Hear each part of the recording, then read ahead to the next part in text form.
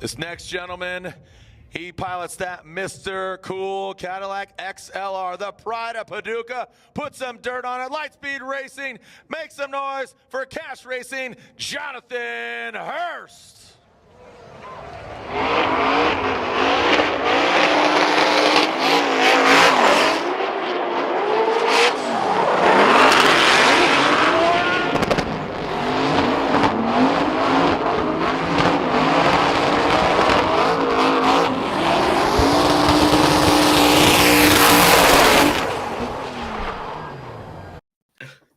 Nah, he's listening. There's a tear in my bear, and I'm crying. Nah, Hey, he Herbie. you like rap music, don't you? I like all of it. Okay. Welcome in, everybody. We're already back for another episode. We have some a fun guests this week. I'm super excited about. Thank you for coming in, Cash.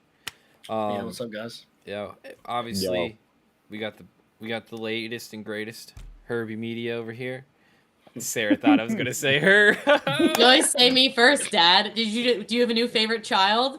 By the way, congratulations are in order for our boy over here. Oh yeah, that was real Oh hard. yeah, big. That was real hard. Yeah, no pun intended.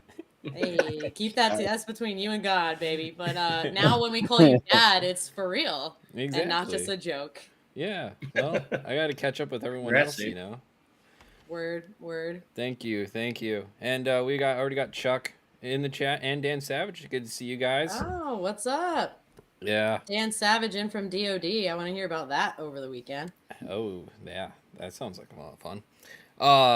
Obviously, Cash, how long? I've known you pretty much since you've started at least Pro-Am back in the MDU days. Yeah. It's been a minute. Yeah, it has for sure. Yeah. Back when you had what was that first drift car you were running with? 350Z. But what was it a drift car or was it a drag car? Well, at the time it was like kind of multi-purpose. I was doing a lot of autocross with it, drag racing, street racing, whatever, and then tried out a little bit of drifting with it too. So that made a lot of people mad in Pro-Am just because it did make 1,100 horsepower, but only when it was turned up. And when I was drifting, it was only like 600, 650. And so, but a lot of people were mad because they, thought I was running 1,000 horsepower all the time, but wasn't the case. And, but it was a lot of fun. And yeah, that car has really kind of started everything for me. Yeah. Wait, your first drift car had 600 horsepower? No, but when I met Nate, we that was the first time like Pro-Am, MDU, and really like Gotcha. I just ran, like it wasn't like I planned out a drifting career and was like, hey, I'm gonna go run Pro-Am or planned a season out or anything. I just kind of showed up with this high horsepower car that I was doing a lot of street racing with, and just first event out, I podiumed, and then everyone's like, well, you got to keep doing the series. So and that's just kind of how that panned out and worked out. Yeah, I mean, I guess this kind of the first question is, you did a lot of drag racing with the drift car, and I've always wondered, like, okay, so how would a drift car stack up in a drag racing scenario? Like, what would your pro cars, you think, do in quarter miles and stuff like that? I feel like they'd be pretty good at like highway drag stuff.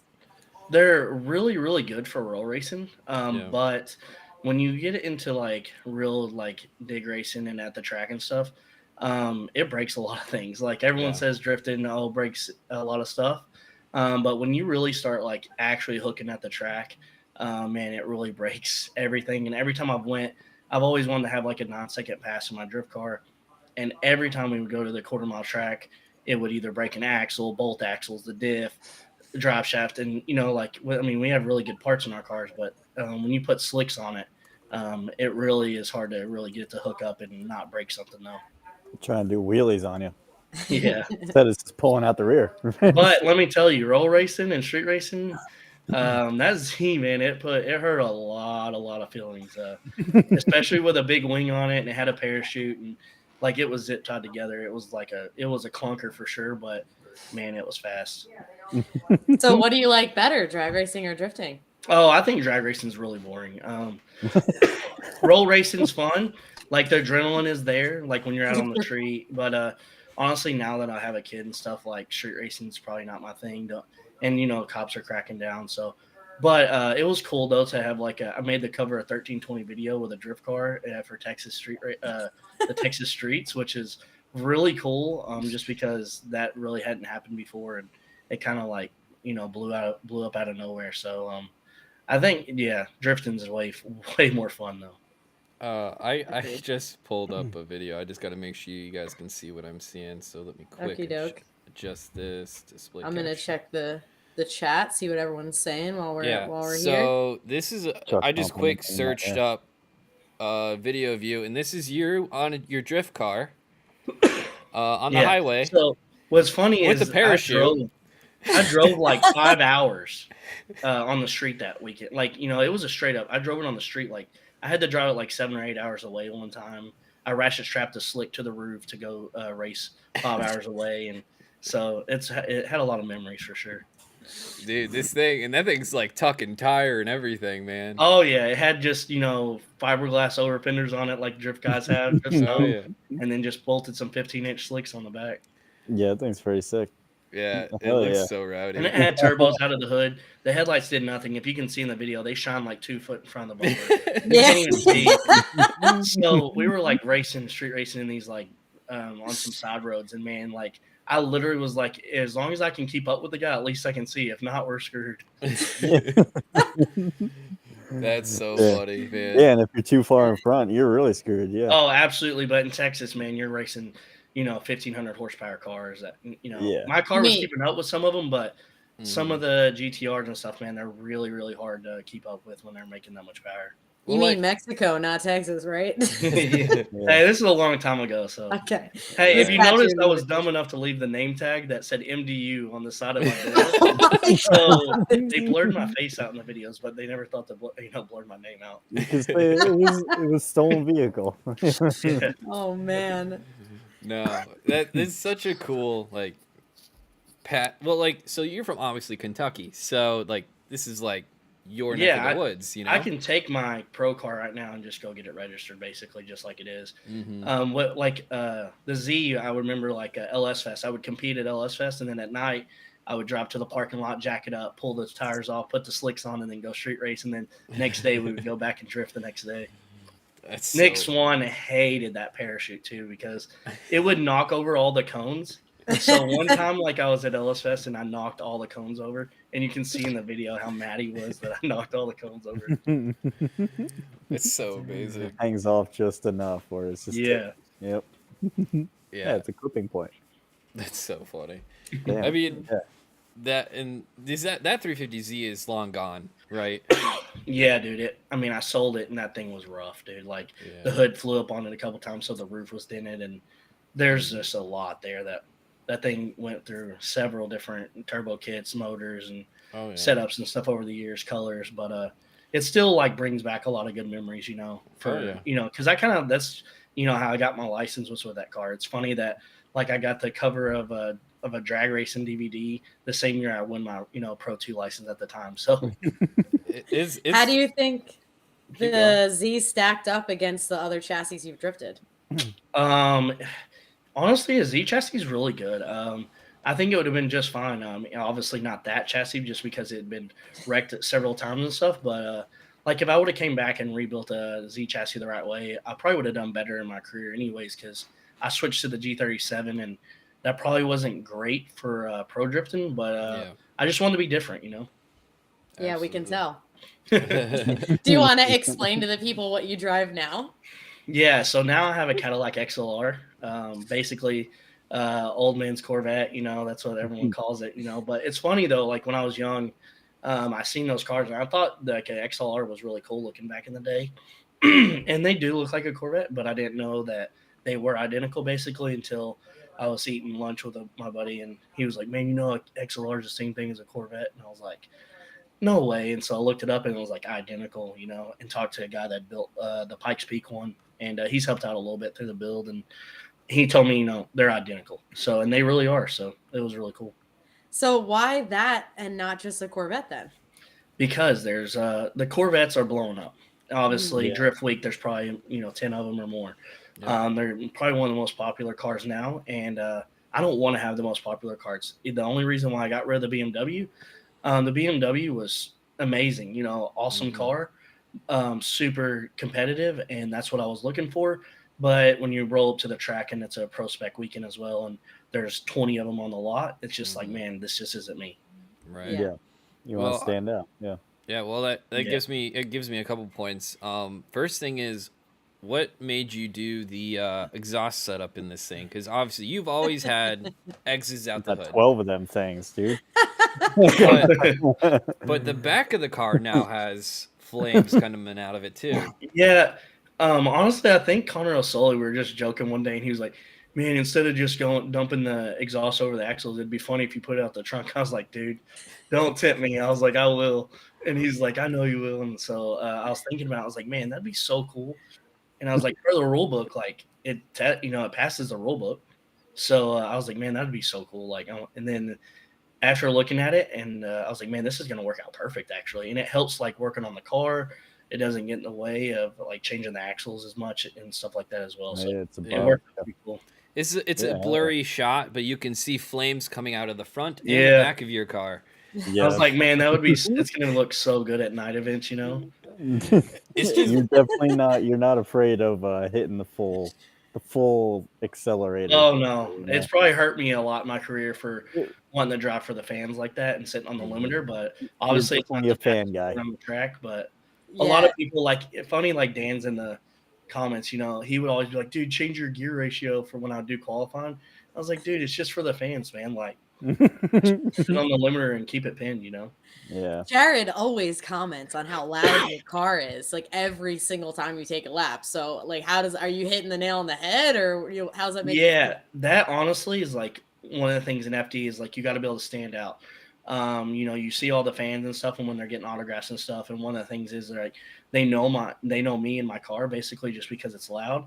But the G37 was the loudest of all my setups, so we really need to figure out how to get that boom back and it all happened on an accident. Like one time my tuner was like tuning my car, and he's like, I'm gonna change your rev limiter, and I was like, cool, and he didn't tell, like we forgot about it on the dyno. And then I go to test the car, and the first time I make a lap, I'm like, I thought something like blew up because it was so loud. And then he was like, oh no, that's probably just your rev limiter. And I was like, well, we got to keep that. And it does hurt the motor. But it's worth it. Like it's you know, it's exciting, you know, like, but definitely a set of valves usually doesn't last a year until this year. I spent some big money on the valve train package, and it's lasting now. So yeah, Dan's like BRB valve spring change. Yeah, literally. Yeah, I mean, so go ahead, Nate. I mean, you're a fan favorite though because of it. I think, you know. It's coming out to be like that for sure, and I'm gonna keep it like that. You know, it might be a little extra work, but I think it's worth it in the end. And also, like, it puts a smile on my face too. Like, if I don't enjoy driving my own car, then that's not then why am I there? Yeah. Yeah, I mean, and it definitely shows that you're on the throttle. You're definitely you're certainly never off the throttle. So only at the end for that big explosion, the final dump of all the leftover fuel. For the people. Yep, for sure. You said that it's hurtful to the car. Have you had any like mechanical failures this season, or like more than normal? Well, this season, like I said, I had spent the money on the valves, and it never had any issues this year. But in previous years, every time we make it to Irwindale, I would have an engine issue. And so this year, it was great to go to Irwindale and not have that problem. And so I think that's solved. The valves, though, would just get burned up over the pops and bangs. Like, it's just really harsh on the valve train, and so the valves would start leaking, and then as soon as that happens on a boosted motor, the engine starts fighting itself, and I'm not the person to let up on it, and I'm probably going to go until the motor goes. So it's bit me a couple times. So so you've always had a turbo LS setup, but you've kind of gone between twin turbo and single turbo. Do you kind of have a preference now, just from going through all of the different ones? After this season, 100%. I'm going to stay twin turbo as long as I can, because in the previous years, the setup gets so hot, the exhaust from a single setup, and it's a crossover, that they never meet back up once you take it apart. So say something does go wrong, I need to work on it. I can't get the exhaust to ever bolt up. Like, usually we're using ratchet straps or huge pry bars just to get the exhaust system to the V-band flanges will bolt back up, and Right. I can't run any sort of flex joint or couplers because of the pops. So because they blow it up, they blow out like couple events, they blow apart. Right. That's interesting. So the twin setup, the packaging works just a Right. little bit better on this. And this car, you know, like it depends on the chassis too. So Have you ever considered a supercharger instead of turbo, or you just always team turbo? Well, with a supercharger, you gotta make power to, or you already gotta have power to make more power with a supercharger, which means more money. And you know, that just isn't in my budget in my program really. Honestly, it'd probably make me a better driver. I'd probably be able to drive a lot easier. You know, if you watch any of my foot videos, like you're, you know, 10 to 12 clutch kicks probably every lap, you know, depending on, especially in the chase run. So when you drive like an NA setup or like a supercharged setup, it's definitely a lot easier, smoother power probably. But the turbo setup is just so easy to make power. Like I always make fun of like laugh about all the people that like 700-800 horsepower. And like, man, you know, like it made this. I'm like, I've been making over 1,100 horsepower for like 7-8 years, and it's so easy. I'm like, how can you guys not make more power? You know, so right. But the question is, okay, where's your torque at though? That's the real question, you know. Well, on my setup, it's really close. I mean, I make over 1,000 foot-pound of torque still. So okay, yeah, so it's there. It's just it's in a different power range, you know. And that's why a right person to drive it too. You know, like someone that drives a supercharged car, I would assume they're probably not hopping in my car and throwing down a great lap right off the bat. Yeah. So that's probably why you were able to give Mr. Dean a run for his money a few times this season, huh? Maybe that honestly is just like I just thrive off going against those dudes. You know, every time I get like paired up with someone like that, like I'm do the exact opposite of, you know, like get nervous. Like those are the dudes that I want to put in the trailer. Yeah. So yeah. Yeah, it's like my time to shine. I don't. Yeah. I ain't no slouch. Yeah.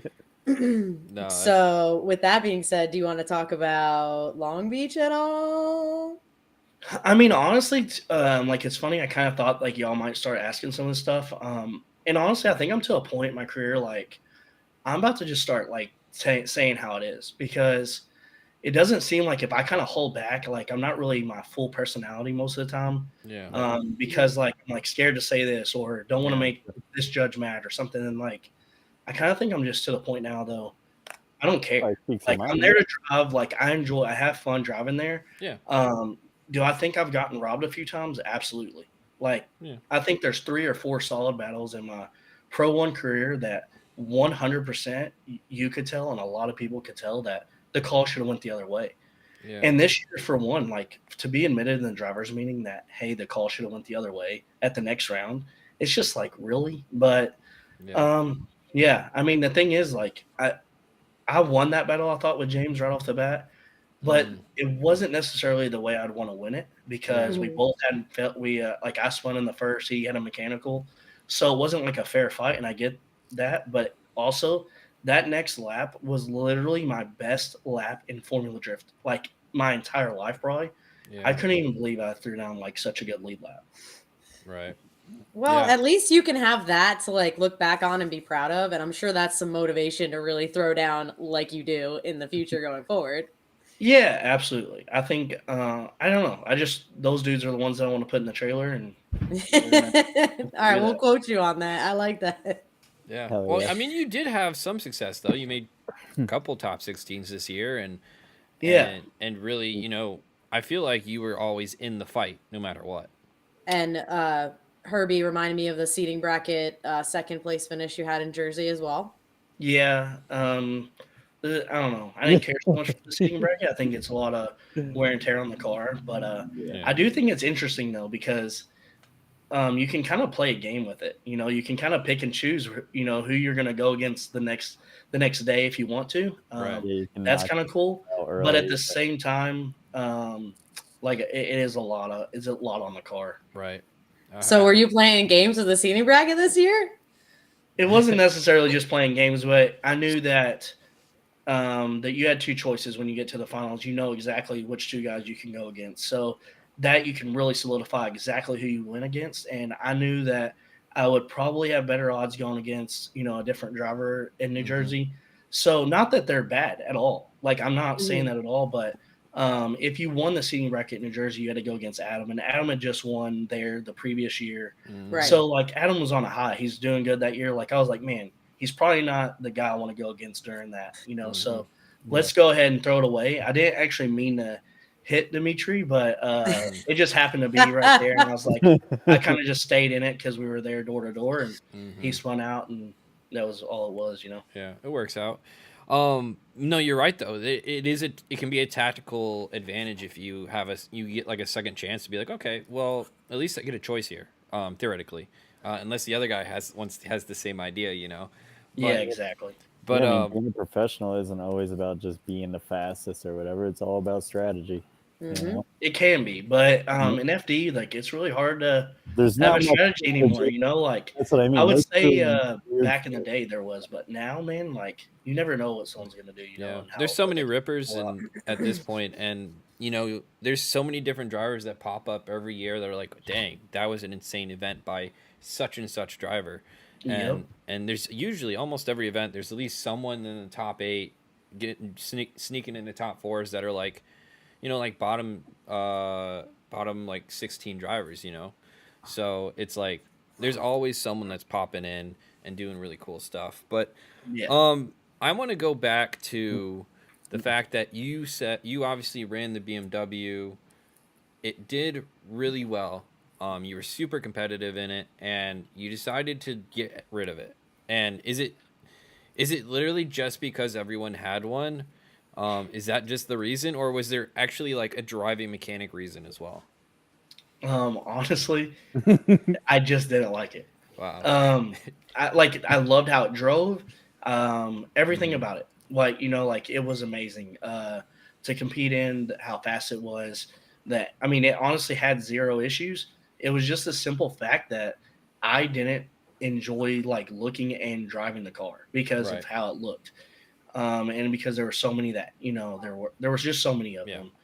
And I've always said too, like, you can try to bring in something new to FD, and then like make a name for yourself by having something cool and exotic, but maybe not as competitive, or you can come in with like a BMW and be competitive. And the thing that's so great about the XLR was that it is a competitive chassis because it's a Corvette, it's a C6, it's proven, but it looks completely different. And I just thought that like really engages well with the fans and stuff like that. 100%. Do you have like a favorite like fan experience, or like obviously you've had some great ones, but like is there something in your head that just like it was really cool? Honestly, we have a lot, but like just something I think of is like a lot of people knew that I was eating Chili's all the time when I was traveling because it was super cheap. And I was posting about it, and like so like some fans gave me Chili's gift cards. Oh, that's so cool. Just some like random cool stuff like that. And then like we had a guy that was really into Mr. Cool units and stuff. So at one of the events, like he didn't even know anything about drifting, but he was just there because he liked the brand Mr. Cool, and like he had to learn about the the event and drifting and stuff like that in general, which is really cool. You want to just give me a quick synopsis of what exactly Mr. Cool is for people that don't know? So they obviously. Well, they sell like mini splits and they heat and air. It's just like a different way. Like you see them like in garages and a lot of houses now you can cool and heat separate rooms through your house. A lot of people are changing over to that. It's really efficient. So it's just cool because it's like a do-it-yourself. So it's it really just makes sense for the market that you're in. Exactly. We have a lot of people that do everything that want to do it themselves, So, and that's kind of their motto is like, here's a DIY kit, just install it and here you go. You can heat and cool your garage or whatever. I feel like drifting is one of the most DIY motorsports out there.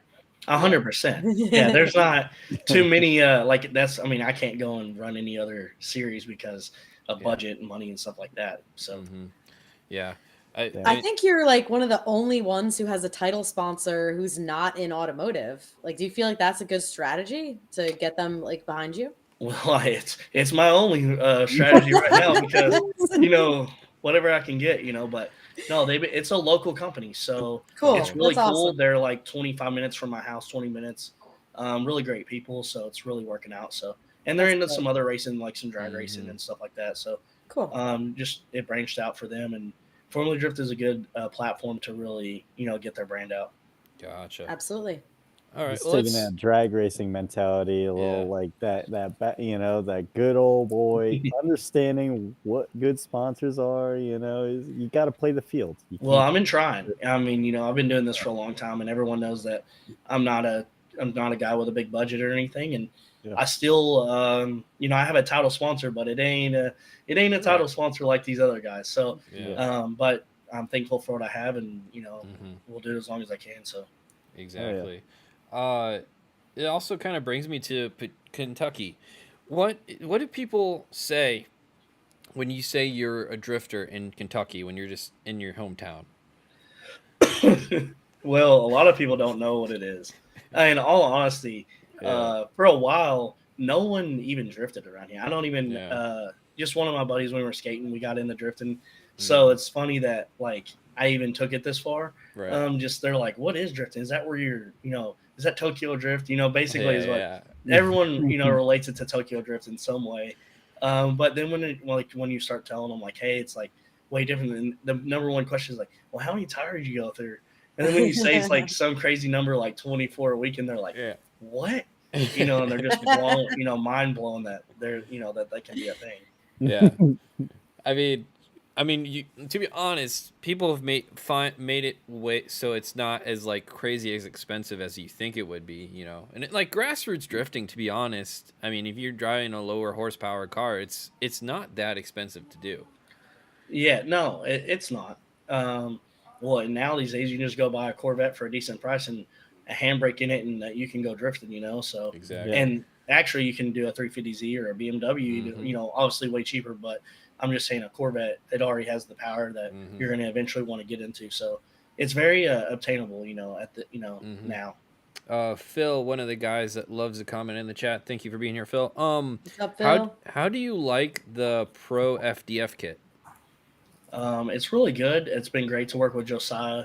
As soon as he was like thinking about building that kit, I was already talking to him and trying, just running ideas, and he was telling me, the dude's so smart, just helping me with what I was going to do in my program. And I was like, well, if I'm going to do this car and run FD with this car, then I want that kit on my car for sure, because the steering rack goes underneath the motor. You can easily work on it at that point, and it changes everything about the chassis in the front. So it's amazing. You want to do a quick explanation of what it changes for those who don't know? Yeah, so on a Corvette, the steering rack sits right in front of the crank pulley. Yep. And sits at the same level as like the crank bolt almost. So you can't open the motor, you can't get the crank pulley off or do anything like that without removing the steering rack. And removing the steering rack on the car, if you had to do that every time, it's kind of a pain. And also it makes you have to run a certain accessory drop kit, which is specific to Corvette, which is the closest to the motor. Yeah. So it puts the crank pulley as close to the motor as possible for that room, because of the steering rack. And it's just great. Like on my car, I run an F-body accessory now, which is like the 98-02 Camaro. It's a lot easier to run an accessory drive on it, and getting the belt line up and stuff. You don't have to run a special power steering pump and all that stuff. It's a lot easier, I feel like. Yeah, and you just run your standard belt because you're not a supercharger, right? Well, on my kit, I actually have to run a different belt because I relocate the power steering pump as close as I can. Right, but it's not like a 10 rib or anything like that. No, 6 rib, standard, standard belt. Yeah, it's not like some of these guys with the root style superchargers running these giant 8 ribs or 10 ribs. Yeah, you have to. Yeah, and like hoping and just ripping them off like it's like Still candy, dude. To the moon, yeah. Yep. It's very critical for them, to have the belt stay on. So we've talked to a lot of guys so far on here that are like belt issues all season. So yeah, that's one thing that I won't have that problem with the turbo too much. So. Yeah, no.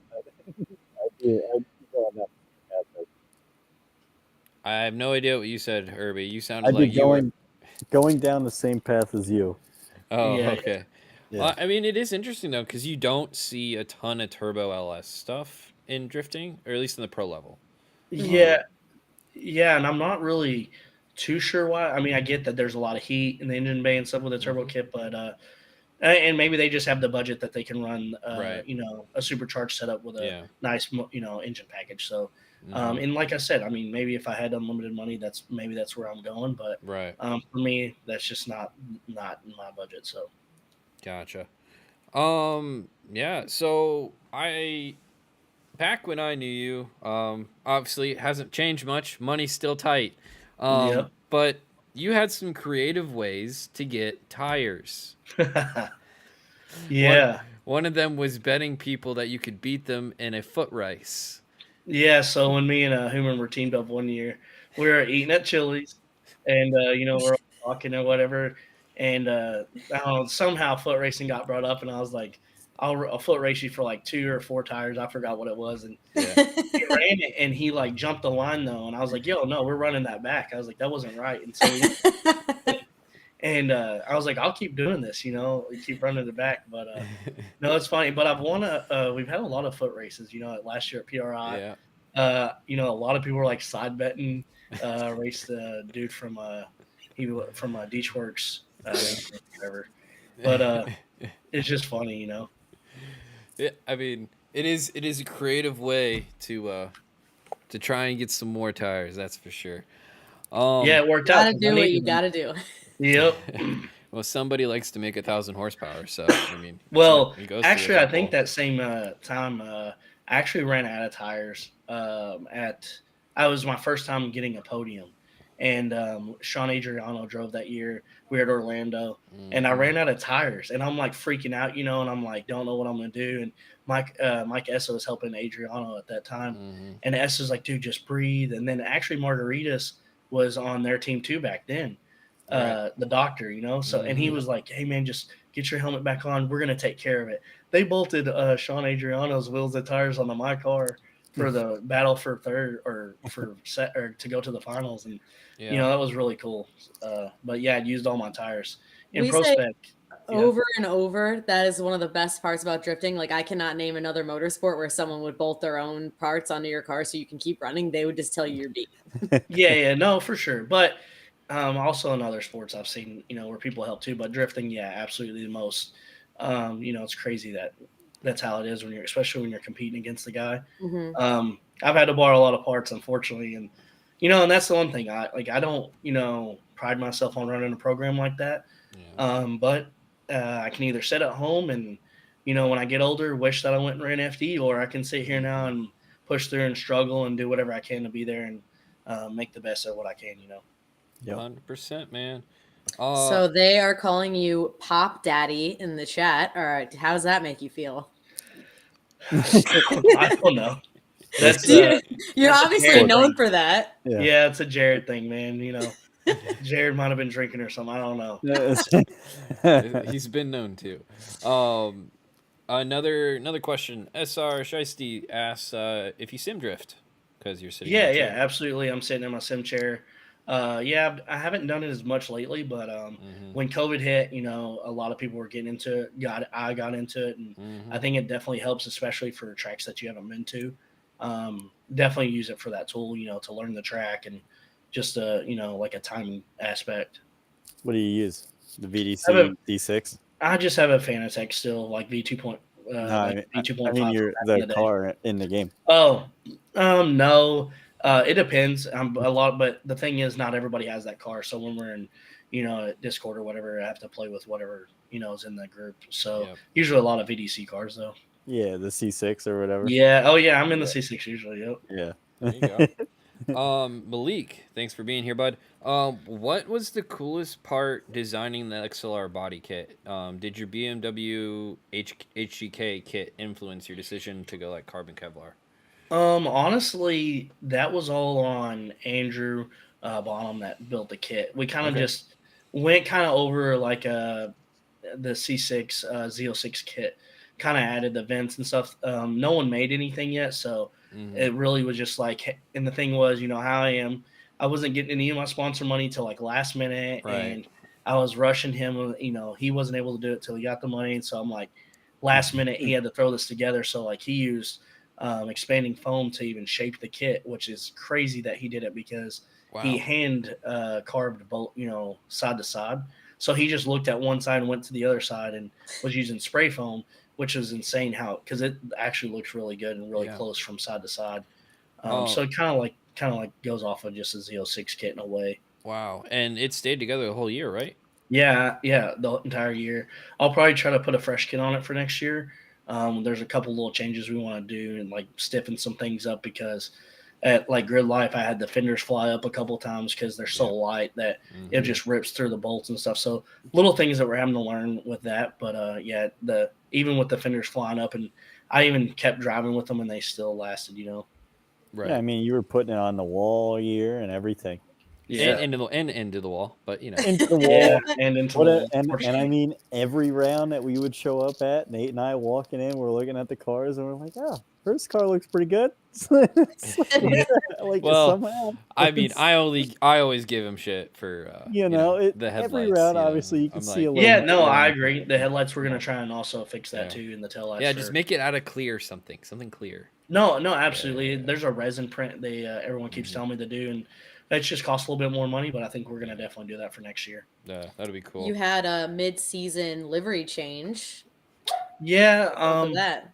I don't know. I just wasn't like about the first livery so much. It was just like a personal thing, and also Louis at AZ Rags, he had did his Corvette in this cool like holographic thing, and I was like, dude, I want my car to look like that. And he's like, are you serious? I'm like, yeah. And he's like, well, I'll make it match, and they'll look identical. I'm like, I don't care, like, let's do it. And so he just told me, he's like, bring it and we'll do it. And I'm like, okay. So it was just spontaneous mid-season, okay. Yep. It looks great. I don't know if our other videographer and photographers want to comment on how hard that thing is to photograph, but I'm sure it is. But it's something different as well. The problem is that you just like in a video, especially, like it's hard to capture how much it really does. And also, like in that clip that you're showing, like the headlights, like it just kills me. So like I'm on the same page, Nate. Like they definitely got to be fixed, clear. Maybe even tinted. Yeah. Mm-hmm. Jared, aside from saying that you're like popping and banging and loud exhaust or whatever, the second thing he says is exactly what Herbie said, which is just like that the livery on camera doesn't do it justice, and you gotta like see it in person, and he likes it better under the lights. Yeah, I think he has a crush on you, dude. Hey, Jared's cute, He's not a bad one to win, dude. He can persuade a little things. Phil's got a spicy question here. Who's the person you don't like to battle? Is there? I got a question here. You don't have to answer that. Like he'll actually tell us. But I like have a fun one. Is there a guy who has damaged your cars the most over the years? Who have you hit? Who's hit you or you hit the most over the years? Honestly, probably Denofa. Honestly, I used to give Denofa so much crap because he literally would hit someone every practice lap. And so one time we were like, or I think it was last year, him and his crew were like standing there, and I go, for you to be the best driver, supposedly, you hit everyone a whole lot, and he like started laughing, and I'm just like, but it's not a bad thing. Like I never got mad, but other guys, you give a little touch, man, and they get mad, but it's just part of it, For me, I haven't really like hit like the same guy over and over. But I'll tell you, if we battle, like I'm definitely not scared to, rub a little bit. Oh yeah, we saw. Did any drivers ever give you a hard time after a battle, like in the Dimitri situation, or anybody else? No, Dimitri kind of. He's like he was like, I knew you were gonna throw it away or something. He's like, you did that on purpose, and I was like, well, I didn't do it that part on purpose, but no, the only time I've really which we're cool is Federico. In practice in Orlando, man, it was like the first lap for him, I guess. Maybe it wasn't for me though. And we were coming off the bank, and he like over rotated a little bit, and I barely nicked him, but it broke an arm on his suspension. And man, he was so mad at me. Like, and I like, sometimes you kind of get it, but I was like, he didn't understand. I was like, dude, it was your fault though. And then the next round, he comes at me, and he's like, yeah, I was over rotating a little bit. He's like, but give me room, And I'm like, I get it, But he's funny. I like Federico. Yeah. It was like you had a little bump with even Dylan. That was very little from the outside perspective. Yeah. Well, me and Dylan I guess Me and Dylan have had a couple bumps. Yeah. But yeah, nothing like crazy. Like the That's last one obviously was my fault. Yeah, but like even like I said, like from the outside, you guys were just right there. You gave him a little bit, and then like all this carnage, and it's like, damn, man. Yeah. Like obviously not your fault. It's just like it's crazy how like much can happen in a blink of an eye. You know? No, for sure. Yeah, there's been some pretty crazy hits. Like in Orlando as well, Denofa, and I forgot. Was it Higa that did it? I think so. Diego. Yeah, I'm pretty sure it was Higa. Like, yeah, they had like wall. a bad. Yeah, they had like a really bad wreck where both cars got tore up pretty good too. So, and they were really close like that in the same situation, and then kind of touched the wall, and then nowhere to go. You had a gnarly hit in Irwindale this year. This year. Yeah. This year at Irwindale. I've had honestly, like, it's not something to be proud of, but I've had some really, really hard crashes, and honestly, it's just because like I don't care. And I know that sounds bad, but like I'm not gonna like my first lap. I'm not gonna just run just like an easy lap. Usually, It's usually gonna be on the wall. Like, let's see what this is gonna do. And but sometimes it's been like a mechanical that put me in the wall or something like that. Like Irwindale, I was like wondering why my car was acting up on the run up, and then come to find out that after I'd wrecked and crashed it, and I go back out for the next lap after we fix it, that the clutch is bad. So.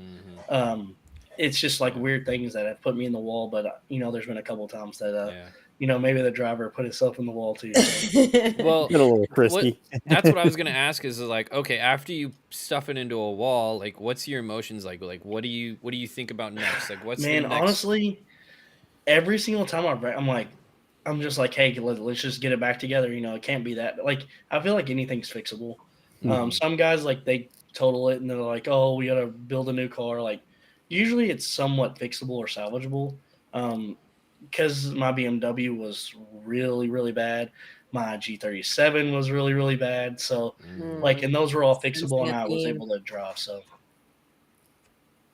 gotcha. Yeah. When we came up to you and bothered you, and you were so gracious to give us an interview in Irwindale, you guys looked like you were in the middle of like going through it. So what was happening? What were you changing when we came up and got in your face? Yeah, so that was just a bad weekend. We were, low on, my crew members were low on crew. So, and then I just had my worst crash with this chassis.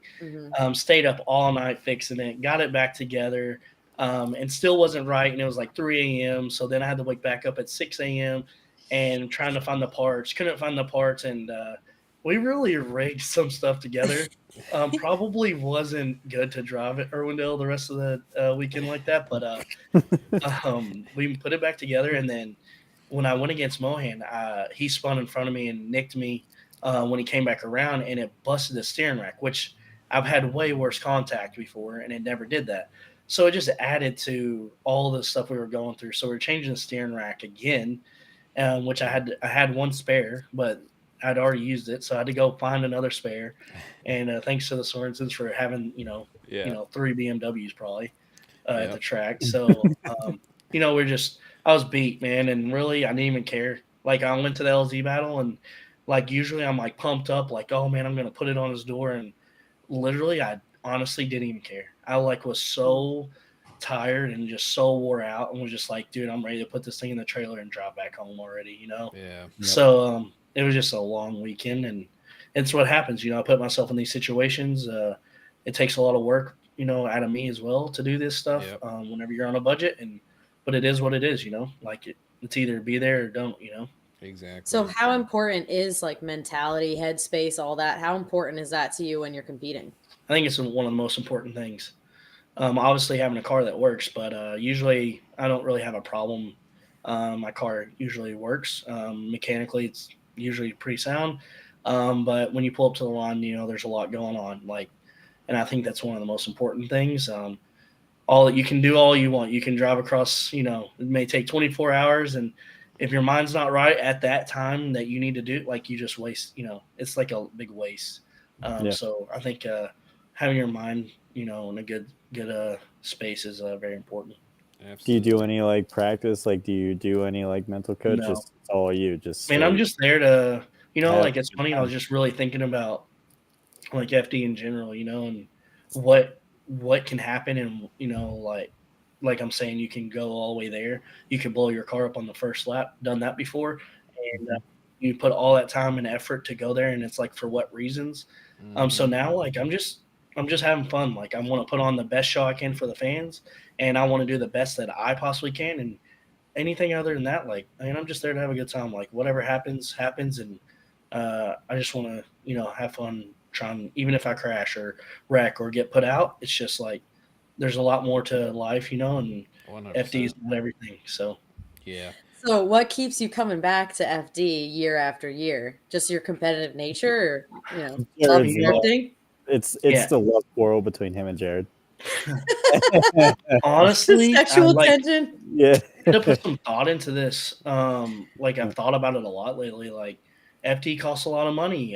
It's only 8 rounds. Like you can win the championship, and in 5 years you could ask Nate who won the championship, and he's probably not going to know. So like, why does it even matter? Like, but I will say over the years that like FD is kind of like a family. Like the girls in the ticket booth, you know, we all get along and we banter back and forth. Me and Andy Luck, you know, a bunch of banter. You know, Ryan Sage is a good dude. It's just like, and then you got Ed. You know, we go and play basketball at Utah. Like every FD round, dude. Like I'm like looking forward to it. You know, like I'm enjoying it. I'm having fun. Like the people that are there, like we all like are into action sports and stuff. Like it's just good people. You know, like I've made some good friends from all over the world too with FD, and without that and without showing up to Formula Drift, like that stuff wouldn't happen. So I kind of think just like the whole experience in a whole, and like in just in general is like why I want to keep doing it. And if it gets to a point where I can't anymore, like at least I know that like I put everything I could in it to be there. 100%. Really well said. Malik asks, how did it feel to design your own wheels? Like obviously you worked with Lightspeed on that, right? Yeah, that was really cool because like I didn't have like a big wheel sponsor a couple years ago, and then after Owendale, like this dude hit me up and was like, "Hey man, like we're kind of interested in, you know, giving you some wheels maybe, or what, you know." They didn't know like I didn't know all the details. And he's like, maybe at some point you can like design your own wheel too. And then I was like, oh dude, that would be sick. Like, you know, because I've always thought about this. Right. And then he was like, sent me like a teaser one day. He was like, hey, I was just kind of thinking about designing something. And then I was like, dude, can we do this? And then he was like, man, that's actually a really good idea. Like, let's try it. And, you know, so he sends me back a file on it. And I was like, yeah, that looks sick. And so he's like, well, let's do it. And I was like, all right, sounds good. And so like my first set of wheels from him were the wheels that I helped design. So that's so cool. Nice. And like, that's obviously something they sell now. Yeah, they're offered. I think Higa has a couple like that same design wheel on his car too. Like, but he got some 3-piece wheels. He got a little more bougie set, so a little jealous on that. But no, it's cool though. I mean, it's a pretty cool thing to like literally just go, hey, let's make something. And like I feel like that's a lot of your car though, and a lot of what you do is you make it yours. Yeah, like the other cars, you know, like I've always liked the parachute, you know, on the 350Z. No one had done that. That was something different. G37 really wasn't a thing. You know, not really many people were doing one of those. So, yeah, I like to try to be a little different. Yeah, I think that helps. Like one other G37, right? It was or 35. No, well, there was Nishida and man, I'm going blank on the other guy, but they both had 37s, but they only ran them for like, or Charles Ng. He had a G37, and like I messaged those guys, and they're like, "Oh, don't do it," you know. And so I'm like, "Well, too late." It was both of their last years when they ran that chassis, right? I've heard it's like a 350Z, but worse. Yeah, it's just really long. It's like 12 inches longer than a Z, so wheelbase wise, and it's ideally that's not good. And also mine was like, the max weight in FD, I think at the time was like 3,400, and mine was like 3,450 with me in it, you know? So, but I was going to rebuild a G37 and like make it really light and compete. And then JTP one year was just like, you're stupid, like just being hard on me, and was like, you can't do it, you know, like build something else. And then that's literally what convinced me to build something different. Yeah. Hell yeah. A little light bullying from your friends goes a long way. Oh, absolutely. Yeah, well, this is a fun question from Malik. If you had unlimited budget, what chassis would you build, you think? Or, like, what would be, what's like a dream chassis to build? You know, I don't, a lot of people's like, what's like your dream car that you'd, buy or whatever? Like, I don't know. Like, I'm not really into like any of those like crazy exotics or anything. Honestly, I like I have what I have because it's what I want. Exactly. Yeah. If I had all the money, I'd probably still build an XLR, but it'd probably be a lot more baller kit, real headlights and taillights, and just do things a little bit differently. 100%. And with FD, you have the 8 rounds, but you also were able to do some fun stuff this year as well. Some grid lives and stuff like that. Grid life, LS Fest, and stuff like that. Yeah, that was really cool. Yeah. So like, obviously you had to deal with Kenda. Like, is that kind of what helped you like propel this season to be able to do stuff like that, or like? Yeah, honestly, Kenda was a big help on it, and just also like I just went ahead and made myself go to some of those events. Like they're tough, but for me to be able to afford and stuff. But at the same time, I was like, everyone kept posting them, going to Grid Life Midwest, and I was like, man, I don't know why I haven't been yet. And it looked like just looked like an awesome track. And I was like, I'm not missing out anymore. Like, this is the time to go. Let's go. And just making it happen, Are you glad you went asking for me who's never been and has FOMO? Man, Grid Life is such a blast. Like, it was like, I don't know. It was like one of those things that it like makes you think like, well, do I really want to keep running 8 rounds of FD, But okay, all right. I mean, you start looking at the Ricky Hoffman approach, Yeah. Like, damn, it is the question. Having a good time. That is the question. Is it like what's more valuable to sponsors? Is it going to a bunch of fan events like a Grid Lives and stuff like that? I think the problem is like if you're doing it for just a sponsor aspect, then you're probably doing it for the wrong reason. You need to do it for you and do what you want to do. Like, if I didn't want to drive FD, then I just wouldn't drive FD and I'd have a whole lot more money. It definitely isn't for sponsors or anything, so. Dude, you can get some pops and bangs and some life advice from this guy. Pay attention, everybody. We got some good questions in the chat here. Celine Drift said that you're a legend, by the way, and he thinks that you have a podium next season. So appreciate that. You got some fans in here. And then we have Snoop Mike with, here's a good question for him. What's the perfect meal or order at Chili's? Oh, some honey chipotle chicken tendies, man. Yeah, you're a chicken tender ass kind of guy, huh? Yeah. And some, you got to get that skillet queso dip from there, man. That's the best. All right. You heard it. You heard it, Snoop. Oh my god, dude. That's amazing. I mean, at least you got a favorite place. It's like you got that. No, hey, I'm not sure it's my favorite place anymore, but man, it sure is cheap. Get up, big old chili on your roof or something. Yeah, we've tagged Chili's a lot, and sometimes they'll like say something in it, say something back funny. So maybe it's something I should do. Dude, you never know. You might get like a gift card straight. Yeah, but see, the problem is, then I would probably be over the weight limit for FD at that point. That's like the 1 year with Forsberg, they got a Waffle House gift card. Oh gosh. Oh, yeah, that'd be terrible. Picture Forsberg in a Waffle House. They get down. Oh yeah, they get down in a Waffle House. I feel like that's, you have to. I feel like that's the Drifters' national restaurant. Is not so good. I can't do it. No, because of the egg and stuff. Well, homie can't have egg. Oh, jeez. I don't have a time to take a proper shit outside of. Hey, no crap, man. You're right. I have to be behind that camera, man. I can't. The dedication to the craft. Like Utah has a nice porta john right there, right on the inside of Outer 2. But do I really want to blow that thing up and stand next to it for the next fucking rest of the day? I don't think so. I'm spoiled with you, Herb. I kind of just chill in the infield, take my notes, watch my stuff, and then we go dick around in the halftime. Business, yeah, you can go handle. I could go, but it don't matter. I actually got a good question here from Malik. Are there any current drivers or like FD programs that you've kind of like learned from, or like that you've gotten advice from and built your system on, or just like how did you? Because obviously, even when you went into Pro 2, you were still new to drifting, I would say. Yeah. Man, I just wing it. I know it sounds so bad, but man, I just do what I can to be there. Like, truck, trail, like, I see some of these people like talking about, the budget and all this stuff. Like, if you want to be there, man, you're going to show up. Like, I get tired of hearing people, I ain't got the money, I can't do FD, I'm broke. Like, man, I ain't got no money, but I just make it happen. Like, that's what I want to do, and so that's what I do. It's not like it's not to pride myself on that. Like, it's terrible.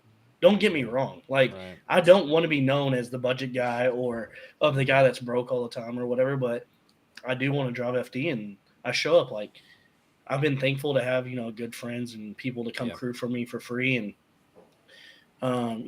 like, it takes a lot and takes a lot from other people, but I'll show up by myself if I have to. This year, I mean, for example, there was one round where I literally was there by myself the whole day at Seattle, by myself until two of my really good friends, showed up. And they didn't even tell me they were coming. They just flew there and then showed up at the end of the day Friday. But I was changing my tires and adding fuel, and I'm like sitting there like, man, this is really stupid. I just missed half the practice because I'm having to get out of the car and do it myself. But I'm gonna do it. Like, it doesn't matter. Like, if they don't want to show up, I'm gonna be there. If it makes you feel any better, budget comes up in every single one of these that we do, from like the bigger teams that we've spoken to like all the way down to everybody. So I think being budget conscious and like trying to ball on a budget is just a thing in drifting. And I think you do it some of the best. So you should be proud of that. It is quite admirable. Yeah. The thing is, though, I don't have a budget. Like, you know what I mean? No, like, I'm not, like, I just do it. I don't sit there and think, oh, how much is this going to cost? I'm like, you can do it so cheap. Like, 1 year in Pro Spec or, it's Pro 2. Like, one round cost me like $1,100 after I got a podium, So I spent $1,100. I probably spent like 10 or 15 grand the whole year. Not like car stuff, but like travel costs, hotel, sleeping at the track or whatever, I just did it the way I could do it. Not by someone's budget, not by what someone else told me it's going to cost. I just did what I had to do. Survive. Yeah. Yep. Survive. Hell yeah, dude. Yeah. It is admirable, like I said. Absolutely. And don't downplay the fact that it's like, I'm just this, I can't have all the bells and whistles. It shines in its own different light. Yeah, I mean, the thing is, dude, everyone has the same 24 hours in a day. Like, just because that guy's got a good sponsor doesn't make him any better to me. Like, it's cool that they that's awesome that they have that sponsor. Like, I congratulate those dudes. Like, I pump them up. Some of my friends that have those huge sponsors, like, that's great. But just like in the place that I'm at, like, I'm in Kentucky, I'm not moving. I have a kid. Like, that stuff is that's what I chose to do. That's the choices I made. And like, no, I just haven't gotten that big time sponsorship, and it may come, it may not come. And I'm just going to do what I can and do it for me. And that's, whatever happens, happens. Absolutely. And you definitely have people in your corner, because we have Celine Drift saying legend and still gave James Dean a run for his money. And Phil says Hurst is a guy who gives hope to all of us who aspire to get to FD and aren't rich. So keep doing it. Keep doing it for us. Okay. Yeah. The regular guys. Yeah. Like, anyone can do it. I get the question asked all the time, and they're like, well, if you don't have any money, how do you do it? I'm like, you struggle. You put in all the time, the effort, and you build everything yourself as well. Yeah, that too. You just do it though. Like, you don't. If you sit there and think about it, like, if I thought about right now, how am I going to do 2025? I'd be like, yep, that's not happening. You'd be going to your gun safe real quick. So Nate had a good point. You do almost everything yourself, aside from building the body kit and wrapping the car. Yeah, some of the fab work, like Ricev did. I don't do the tune, and then like the wrap. But yeah, like the body I didn't do, but yeah, the rest of it. I did all the fabrication on the motor or on the turbo kit and stuff. My engine builder, the machine shop, Michael, he still assembles the short block. I assemble the rest on it. If I really had to, I'd do the short block, but thankfully he does it, and they always do a really good job. So everything else though, Caltech did wire the car BMW a Yeah. couple years ago, and I took that harness and just put it in the XLR and spliced what I needed to make work and shorten things here and there. And the rest of it, like the plumbing the lines and painting here and there on the chassis, just fabricating the small stuff. I just do it. Makes it easier. You're not relying on someone else, and as much as some people want to help, sometimes like you get tired of like looking for the handouts. Like, not that I'm looking for them, but like when you're taking up every offer, it's just like, man, like all these people are doing this for what, So I try to do what I can. For sure. Do you have? Sorry, do you have like a highlight so far in your FD career? Like, do you have like a moment that like you were on top? It's kind of what Malik was asking, but yeah. Well, I would say probably Long Beach when I got fourth, and I was sitting there. I thought maybe the run could have went either way. When being in Rome, I did go really far in the wall, but I thought, maybe I was going to get a chance to go for 1-2. And what's crazy is the reason why that was so cool to me the highlight of that was, it was just me and my buddy Cameron in the pit, and that was it. Like, we didn't have 3-4 dudes, and I'll always remember, like, top 32, I had Odie that year.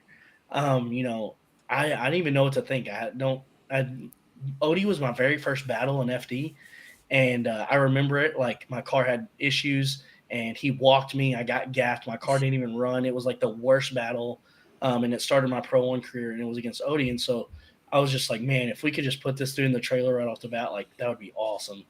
And, when I went out there and did that, like, I came back to the pit, and Odie's team was pitted next to us. And I pulled back up, and, dude, like, I just took my helmet off, and I started screaming. I was like, like, F yeah, like, I can't believe we just did, like, and it's just my one dude sitting. Actually, my guy that was helping me, he wasn't even there because he was, like, going to get fuel or something. And so I'm just, like, screaming, and I looked over, and all of Odie's team is just standing there staring at me, and they just, like, laughed and started clapping. It was like, dude, we're so, we're pumped for you, That's so great. So just like that really stood out. And then like to go all the way to the 4 that weekend was awesome. And then Osbo and Matt, they battled, and like what was cool is like Osbo's team was like, dude, we want to win this just so you can get on the podium because you deserve it. And I was like it was so cool that like these other teams wanted to see me on the podium as well, and I was like, man, like it was just really cool. That's you are great. right there, sir. Yeah, you could taste it. Yeah. I do have some questions real quick, but I gotta quick switch this over so you guys can see what I'm looking at. Okie dokie. Oh yeah, I have. Yeah, when you invite me out for this, that's my question. What's going on here, bud? You gotta give me some. That was last year, right? That shit. Yeah. So the local drag guys are like, hey, we're gonna put together some like dirt drags and some rally stuff. And dude, I always come up with some dumb ideas. And I was just sitting there joking. I was like, man, you know how funny it'd be if we showed up with the drift car on some like paddle tires.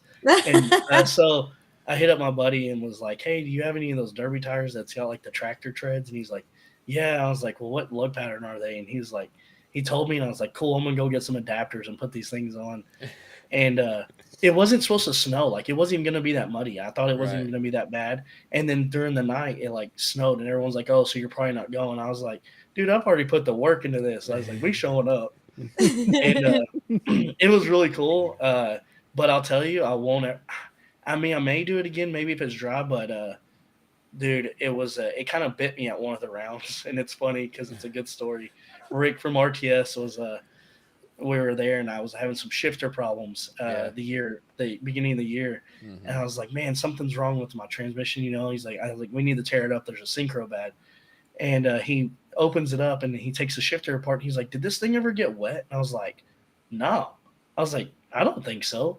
And I completely forgot that I had to like pressure wash this thing because mud was caked all over the chassis. And he was like, he opens the shifter, and there's like mud inside of it. And he goes, you mother, and I was like, what? You went dirt dragging or mud dragging. I remember it. And I was like, oh yeah. And so like, that just shows like mud was like everywhere in that thing, That's funny. So I guess mud drags with the spare car only then. Yeah, I would definitely, if it wasn't as muddy, I would probably still take the XLR because that thing I can remove all the body panels real easy, and it would be a lot easier to clean. For the roost that thing was shooting is insane. Oh, dude, it was insane. Because I was putting it in fourth, and it was like hitting the limiter, which was like 135 wheel speed. Oh my gosh! I mean, the guy that was following you probably got pelted with some serious they rocks. did. You know? It's got no windshield. Yeah, it's like one of those derby cars where they probably had to have the windshield out. Yeah, dude, that I would be. Is there actually like competition, or is it just like for fun?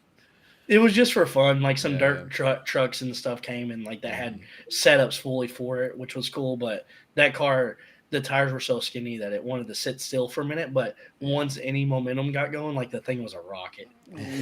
It was crazy how fast it was, actually. Were you ever worried about like tipping it over or like? Oh, dude, my brother kept saying, he's like, "You're gonna flip this thing." Yeah. And because like I would shut down, I was going like probably like 80 or 90, I don't know, and I'd rip the handbrake and just drag it for a mile in the dirt. Oh god. And he's like, "You're gonna flip this thing." You know? Yeah, it looks fun. It looks sketchy as well. Yeah, but it's cool. You know, I thought it was a lot of fun. Yeah, that's awesome, man. 10 out of 10 would love to join you on one of those. Yeah, agreed. Do that shit again, dude. Well, like, so I like, could probably be talked into it. What have you done any other kind of branches off with the drift car? You've done some of the some of the drag racing. You did some of the this paddle stuff. Have you done anything else? No, not really. Back in the day, like way back in the day, I did some autocross and stuff, but I do like autocross, and then I would like drift the track after the autocross, you know. But yeah, other than that, not really. Kind of just, it's kind of hard to try and do other things with it, but well, yeah, they're not really meant to do that. No, yeah, it's not meant to do any of that. No, sure. But it's still fun, man. Like, so what do people like? I know we talked about kind of like what the people in your towns kind of what I asked was like, obviously, okay, what did people think of it, and you kind of give that answer, but like, how would you grow the sport of drifting to those types of people, to your more country people and stuff like that? Yeah, that's actually a really tough question. I honestly, you can probably get anybody into drifting if you can just host a local event where you can put them in the seat. It fixes a lot, because a lot of like guys that I've taken for rides that like drag race and stuff, like when they go for a ride and they're like, holy crap, this thing's hooked up actually. Like you're not just out sliding around playing in the ice, you know? So, and also just like the adrenaline, like from putting just your average person in it and you're like dooring someone, you know, it just like changes their whole like aspect of things. Like even for me, like just daily driving, like someone like starts coming in my lane, I'm like, cool, bro. Like how close you want to get, you know? You know? I know my proximity. I feel you, because sometimes my videographers at my day job will be like, you know how close you were to that car? And I'm like, you know how much closer we could get to that car? Yeah. Like, it's fine.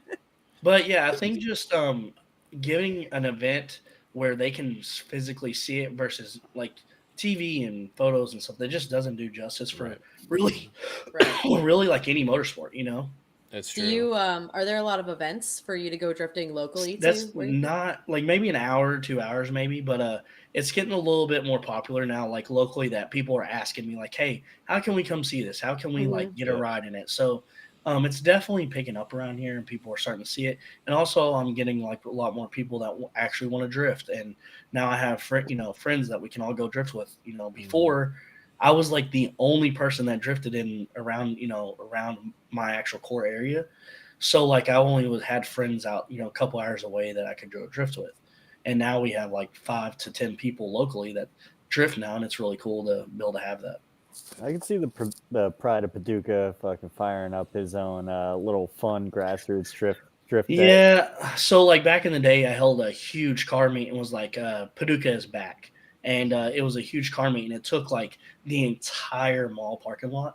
And then it started a whole like event thing here for drag racing at the local track and car meets. And so I think for drifting, I could definitely do that, but it would just have to take the right venue to be able to host something like that here locally. It costs money, Obviously, you would hope that you would see the ROI with people signing up and things like that. Yeah, I mean, even a small little track just locally would be, huge, I think, and could actually, profit. That's why I always envy Adams or Apple Valley Speedway. Yeah, for sure. Where it's just those two old dudes running that place, and it's you can just show up. It's $10 to get in or whatever it is. Well, what's crazy is when I went out west and we went to Willow Springs, like that is insane that you can just show up to a track any time of the day. You pay like $100 and you go drift, and there's no one watching you. Like if you flip a car and you're gonna die, like you're probably gonna die, but like it's cool. I want to go there so bad. That is like my number one bucket list track, I swear. And you're not the first one to say that you really loved going there. Yeah, it was just the atmosphere was like so cool. We would just be sitting there like running, and then like 2 or 3 people would show up, test their car, and leave, and then like another people would show up and test their car and leave. It's like there's no rules. Like we can do whatever. Like, man, this would be insane. Locally, we would do all kinds of crazy stuff. Yeah, you're a no rules kind of guy. I can tell. He likes to have fun. He's a regular guy that likes to have normal people fun. He's just a chill guy. Once I saw that Ricky was friends with him, I was like, oh, I like this guy. I'm like, oh, he's just like us. Hell yeah. 100%. Yeah. Malik asks, I don't know if you had a chance to look at any of the new people that are coming into pro this year. You got anyone that you're excited for, or you think it'll be fun to drive with, kind of thing? Probably Luke Fink. Obviously Jack Shan. Like I don't really know a lot of the guys that were coming in. Connor's gonna be fun to drive with because we're homies and stuff. But I think Luke and Jack will probably add some spice to the lineup. And those dudes probably they like to mouth a little bit, I think, and I'm not against that. I think it would spice things up a little bit. So probably the sport could probably use a little bit. Well, I mean, that's the biggest challenge that I've had with FD is the lack of personability. Because during the actual live stream, the only time they see you guys is top 16 intros. Is the only time that you see quick, people like moment, like with Lorette or something, and and like half the time at this point, like you don't even hear her. Or something. And also you got to do something to get with Lorette. You either got to be doing really good. There's something big had to happen with you, or lose so hard, or you got to be one of the top guys that have the brand behind them or whatever. Yeah. But so it would be interesting to see how can we incorporate the drivers more. Whether I liked what Drift Masters does, and you guys get out of the car, but I know you guys are all hooked up 6 ways to Sunday in there. Yeah. So it's like. Yeah, I mean that's one of those things. I don't know. I think it is cool though that they usually will interview after every battle, which is kind of cool. In Drift Masters, which maybe they could start doing a little bit of that in FD, which I think they're trying. I mean, they're trying to keep the show going as well. Right. It's probably really difficult, but I think some more like videos, like IDC did with Dave, with like he had like Smoke and Mirrors series that came out. Like, dude, I watched that so many times, like to keep me motivated with drifting. But like nothing in the US like really had any like captivating series that like really kept you wanting to watch, I think we kind of are missing a little bit of that. So like some sort of series that's like with a storyline of like, even if it is James, winning the championship, but it's like, we need like something but it includes everybody.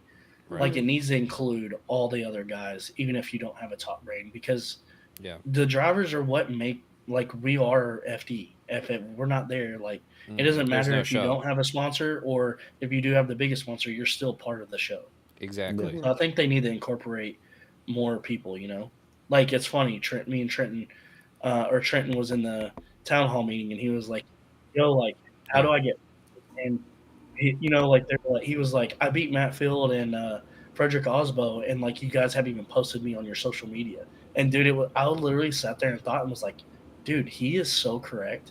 Like that was huge for him to say that in front of everybody, but he was kind of right at the same time, Yeah. 100%. It's good to hear everybody speaking up, because I think that's part of like what helps grow the series and like make those changes that you guys obviously want to see, which I think are good ones. So yeah, I think that like I said in the beginning of this, like I think I'm gonna start just being more like who I am and speaking exactly how I feel and how I want, because I don't know, like being held back a little bit, what's it going to do? Give me another bad call if I say something else? Like at this point, does it even really matter? Yeah. I like your style. Here's a fun one. So Malika asks, did your skateboarding career attribute to your never give up attitude? Have you thought about incorporating a skateboarding style in culture into drifting? Man, that's actually a good question. 100%. I always thought about like creating a not like a sponsorship video, but like a drift video that's like skate video, like Yeah. back in the day. And also like skateboarding, we were talking about there's not a lot of people like skateboarding anymore. Like it's kind of like, not that it's dying out, but the thing is, it's not easy. Like you can't just get on it and know all the tricks right off the bat. Like you can get on a bike though and go and ride the skate park usually, at least go where people go. But a skateboard, not everyone can just hop on it and go everywhere in the skate. You know what I mean? Right. So Yeah. and I think like with the new generation, like they want what's obtainable a lot easier, doesn't hurt as bad or whatever. But I think skateboarding really like helped a lot of that with me. It takes millions of tries to do something, and so it takes a lot of grit and stuff to be able to do it, keep going. I never could picture you as a skateboarder, dude. It's funny, dude, especially now that I'm bigger. Every time I go to the skate park, someone's like, "Man, I didn't know like big guys could be good." Throw down, like you don't just skate a little bit. You're pretty good. Yeah, not bad, for sure. Everyone, check out his social media, so that you can see what I'm talking about. Guilty as charged. I switched from skating to biking. I still sucked at that. I still like bikes too, though. Like I like everything, though. I still have I have a dirt jumper bike that hits some pretty big dirt jumps on still. Skateboard, got a BMX bike, dirt bike. Just I kind of like to do everything. It's just that drifting kind of like stuck to where, I'm more focused on that than everything else. Yeah. Phil asks, is the majority of what you enjoy doing illegal? No, not at all. Well, that kind of brings up the thing to where, like, obviously back in the day, drifting, a lot of people learned illegally. But now, it's not really an excuse, I feel like. No, not at all. Like, man, it's insane. How quick. Actually, I was listening to Robbins with you guys. Like, how quick he went from not drifting to being in Pro 1 is insane. And also Connor O'Sully's like very similar. I met them not even just a few years ago, their first event. I meet them and I'm like giving them pointers at the track, like, hey, be careful here or there. And then now the dude's already in Pro 1. Like, it's insane. Yeah, and like deservingly so. It's not like they just got lucky, like rippers. Like, they rip. Like you can't take anything away from those people. Like, like I said, I'm never gonna envy people that can do better or have more money or better companies, better sponsors, whatever. Like, I mean, I got the same hours as they do, so it's a good attitude to have. Real American man. Absolutely. I still love his videos of him like coming in, drifting at his parents' house, and like his one parent's excited, the other one's upset, going viral for that kind of stuff. Great. And the funny thing is, like, it's not really like made up too much, that's really how it is. Oh man. Yeah, they're really great people. Yeah, that's the only thing is like, you got a kid, I'm getting one. It's like, if they get in a car, it's gonna get real expensive. Dude, that's another thing, dude. You'll do just fine. You'll love it. It's your life's not over. I mean, it's a blast. It's awesome. I wouldn't change anything. Me and my kid are having fun. He's gonna be expensive. I spend a ton of money on bikes and stuff, but I'm sure he's gonna want to do cars too. But if he doesn't, he doesn't. Right. But yeah, he's gonna be expensive for sure. Yeah.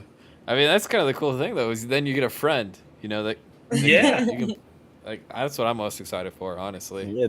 Dimitri was saying that he's got, he's now been bringing his boys into his cars for seat time. And dude, they rip.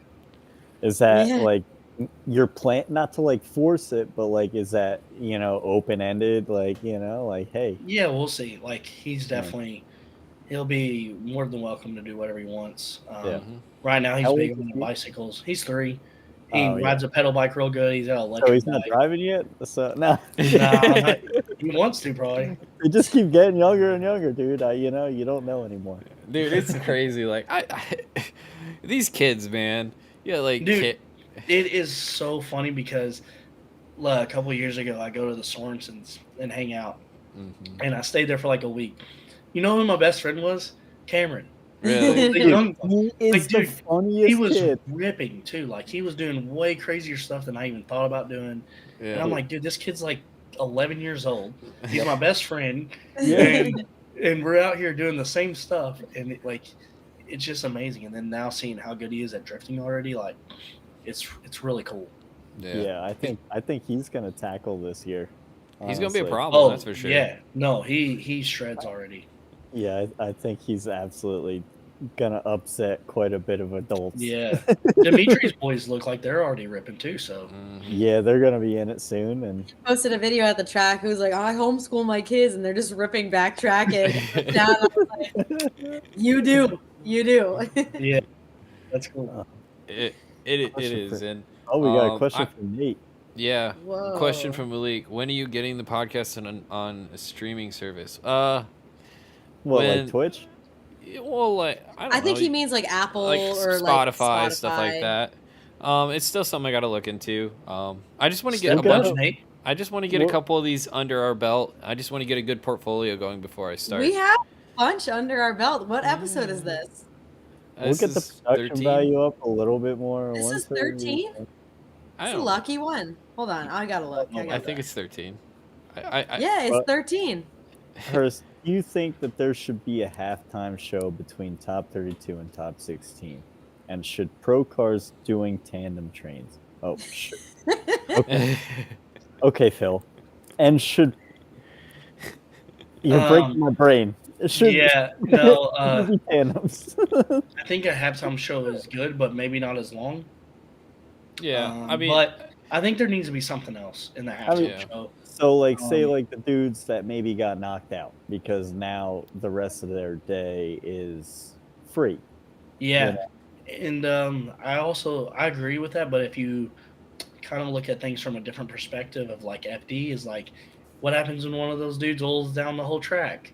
Or what happens when they wreck and then it, like, holds up everything? So they have good reasoning. But for, like, places like Irwindale or other tracks, like, you could kind of use different portions of the track. True. That I think maybe could work. What about motocross? Like, I don't know if you were at Hyperfest, but they had these, like, huge, like, ramp and bag for landing, and they were doing, like, all these different shows while all the other stuff was going on. Yeah, I think that would be something they could definitely incorporate, because then they did it actually, they did that at Long Beach Grand Prix. They actually had the FMX guys doing that during the Grand Prix, like during a break. Yeah. They went down like the straightaway. They set up one of the ramps with an airbag and did it for the fans, which was pretty cool. So I think FD could definitely incorporate something along those lines. Because I don't know if you've ever seen the LZ World Tour live streams, but they do a lot of like fun fan service stuff in between their scheduled events, you know. No, for sure. Like, I think FD definitely needs it, you know. Yeah. But I mean, obviously, they're also going to argue, okay, now it's time to go to the pits, and that's when you're supposed to sell your stuff and all that kind of stuff. And I mean, autograph signing and there's all kinds of things, but you know, to be honest, FD weekend is packed. Like, there's not really breaks. No, for sure. It's like I think they're fitting what they can, you know. I don't know. I think it's probably a pretty good experience. Right. I mean, and to be fair, you guys do. I mean, practice has always been, I wouldn't say a complaint, more with the prospect guys, but like, I feel like now that they just run these fields so quickly now that practice usually isn't an issue, especially with the dual burnout box now that they got going and everything. Like, yeah, I think Chris will definitely help speed a lot of that stuff up. The dual burnout box was amazing. They're figuring out a lot of things, you know, with getting the track cleaned up quicker and stuff like that. So the show is going on a lot faster.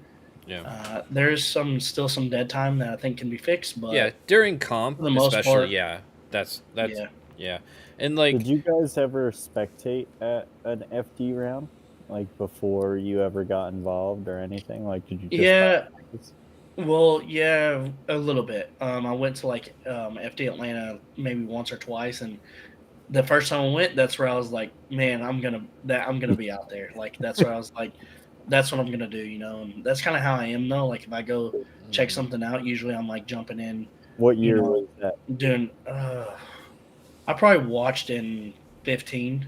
Okay. 17 I was 18 I was in it. Wow, quite the jump.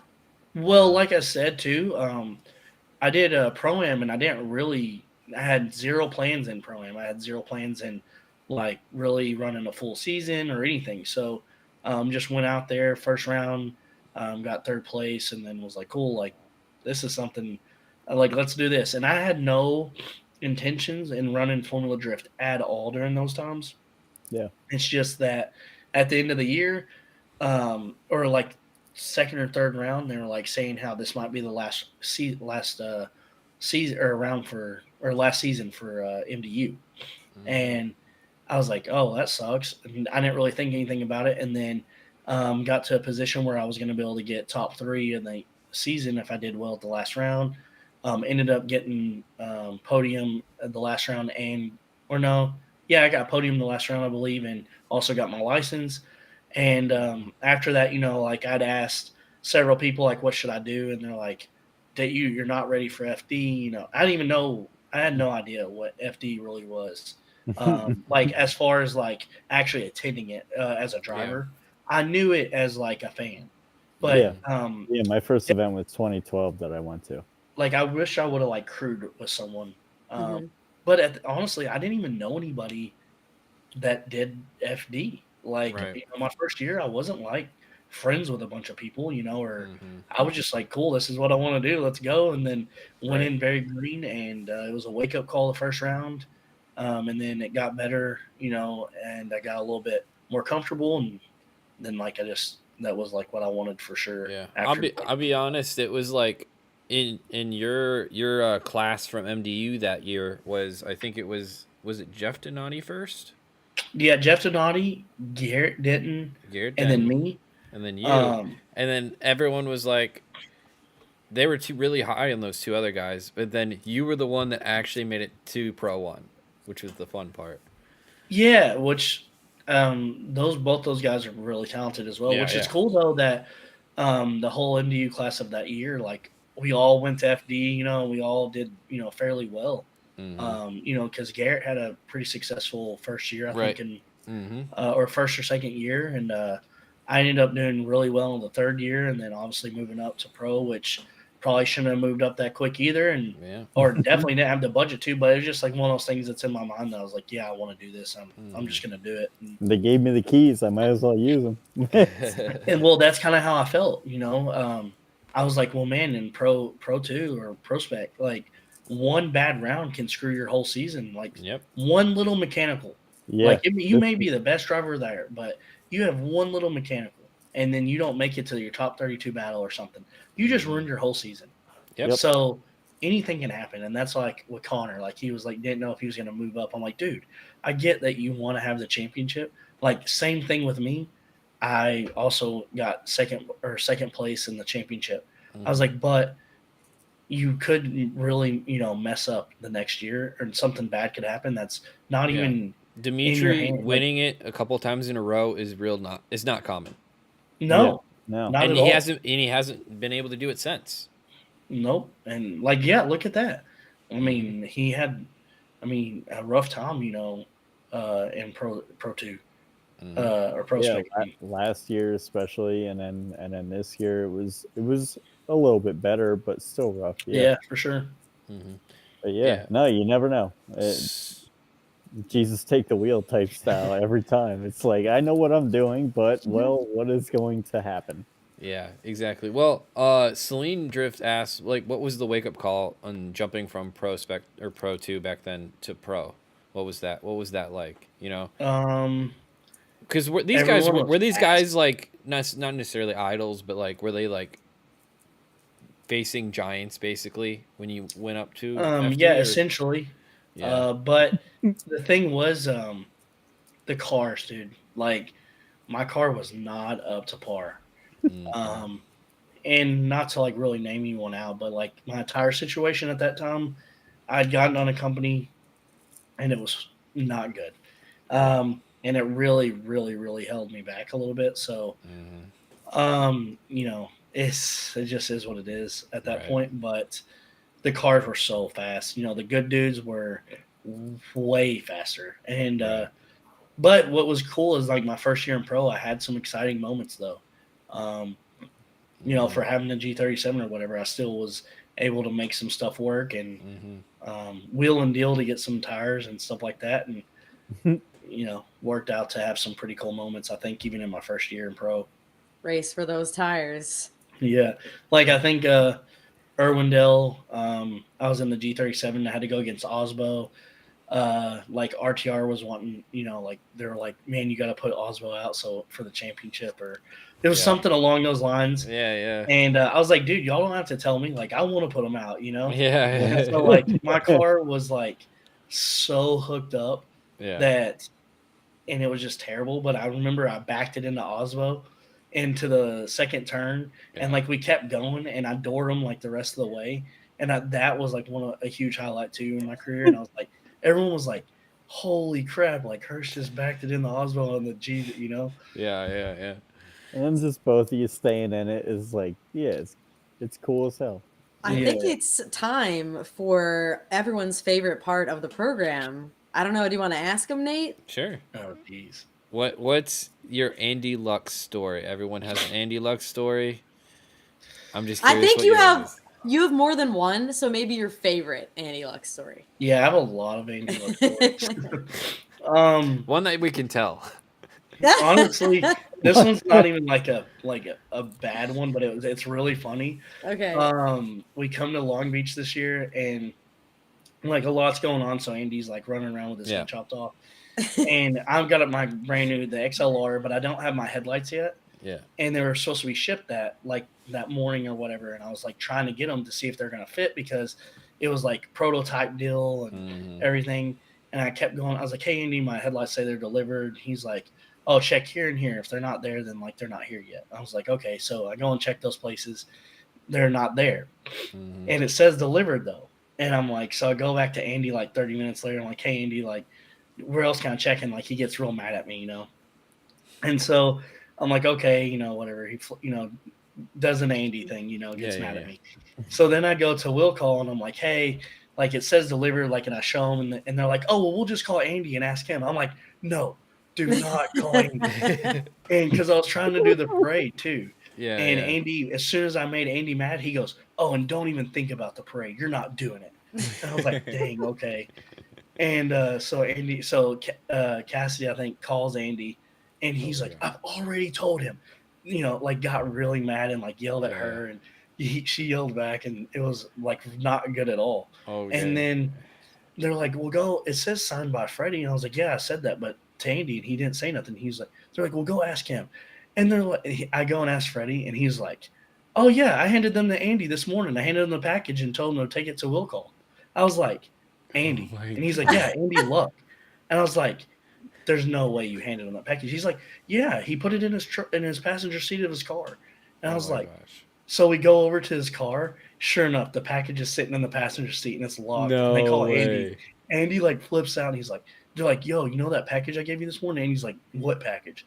And he's like, no, that package I handed you. He's like, oh yeah. He's like, yeah, the one that the dude's been walking around trying to find everywhere. He's like, it's in your car, Andy. And he's like, I'll be right there. It was so funny. Like, you got to do that. Everyone was looking for this package. I probably walked 5 miles around that aquarium trying to find it. You know? Aquarium. Well, I think you are probably one of the only ones who's ever like gotten to Uno reverse card Andy, so that's got to be a unique experience. Yeah, but you know, when you try to do that to Andy, it doesn't even work. Like, not recommended. Like you think you got one on him, and he's like, nah. That's amazing. Yeah. I mean, the world does have to function, and he's the one that makes it function. I mean, and having that be like the first event of the year, everybody's all stressed, tensions are high. Well, me and Andy get along really well, usually, but like I was like, man, dude, I actually like really pissed him off this time, you know. And I'm like, Andy, I was like, I really need this box, like I gotta see if they fit, you know. Yeah.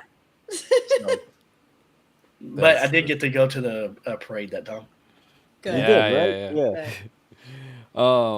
Malik asks, Oh, sorry.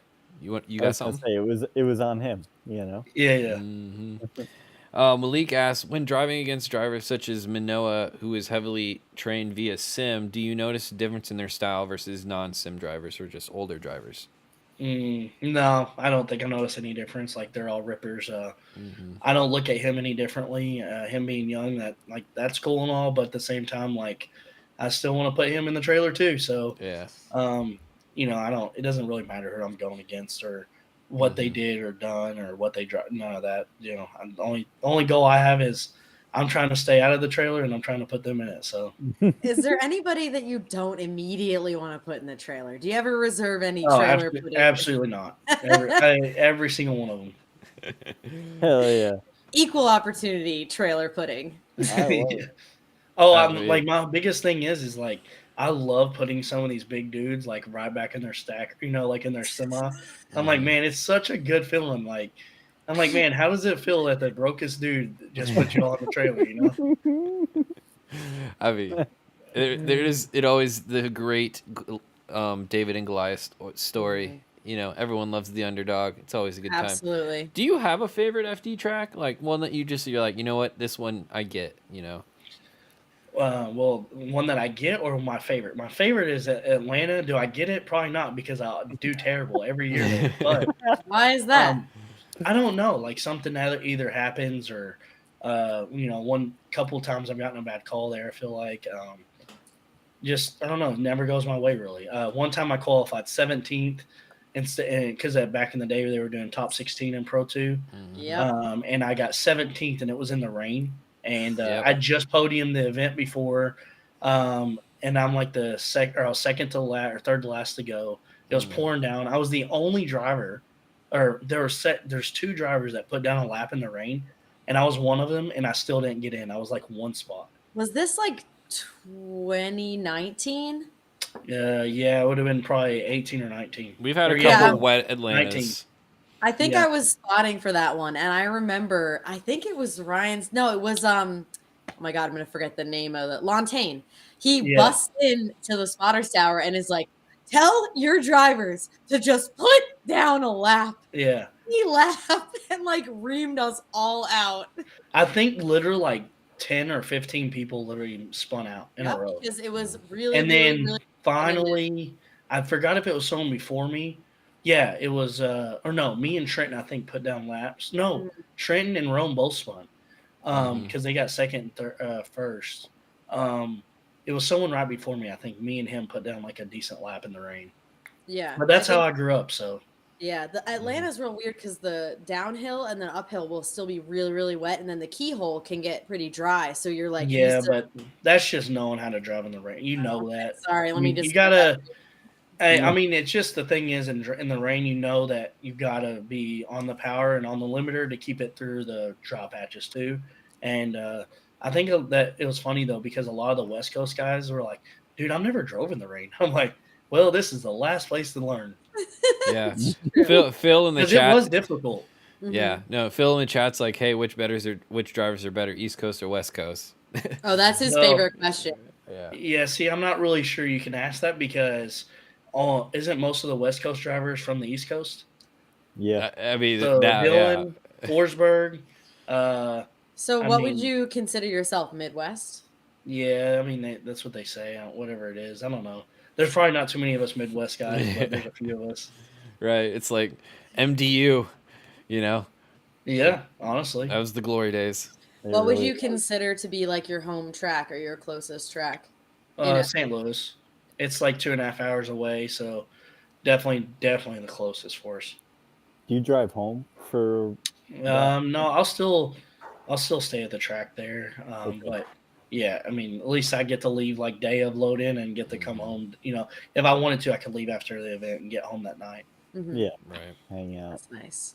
Yeah. So you didn't answer. What was what track are you best at? Oh, best at? I don't know. Probably Long Beach, honestly. Right. I've had a lot of really good moments at Long Beach for some reason, and I don't even know why. Right. Like the track is scary. It's usually a lot of carnage at that track, but for some reason I seem to do pretty well at that track. So, given that is the next event, do you have any plans for 2025 yet, as far as FD? Yeah, I'm gonna run another season.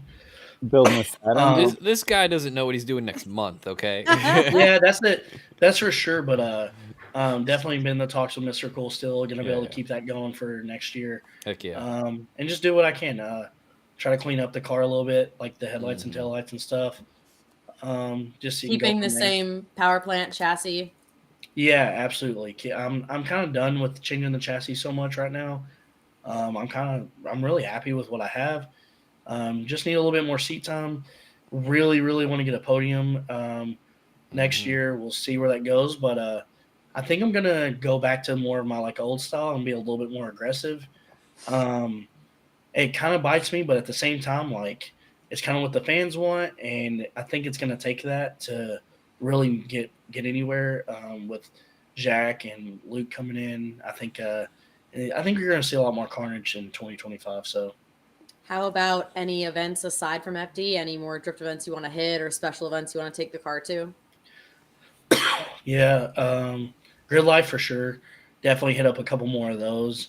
I usually always try to do LS Fest East because that's a home thing for me, a couple hours away.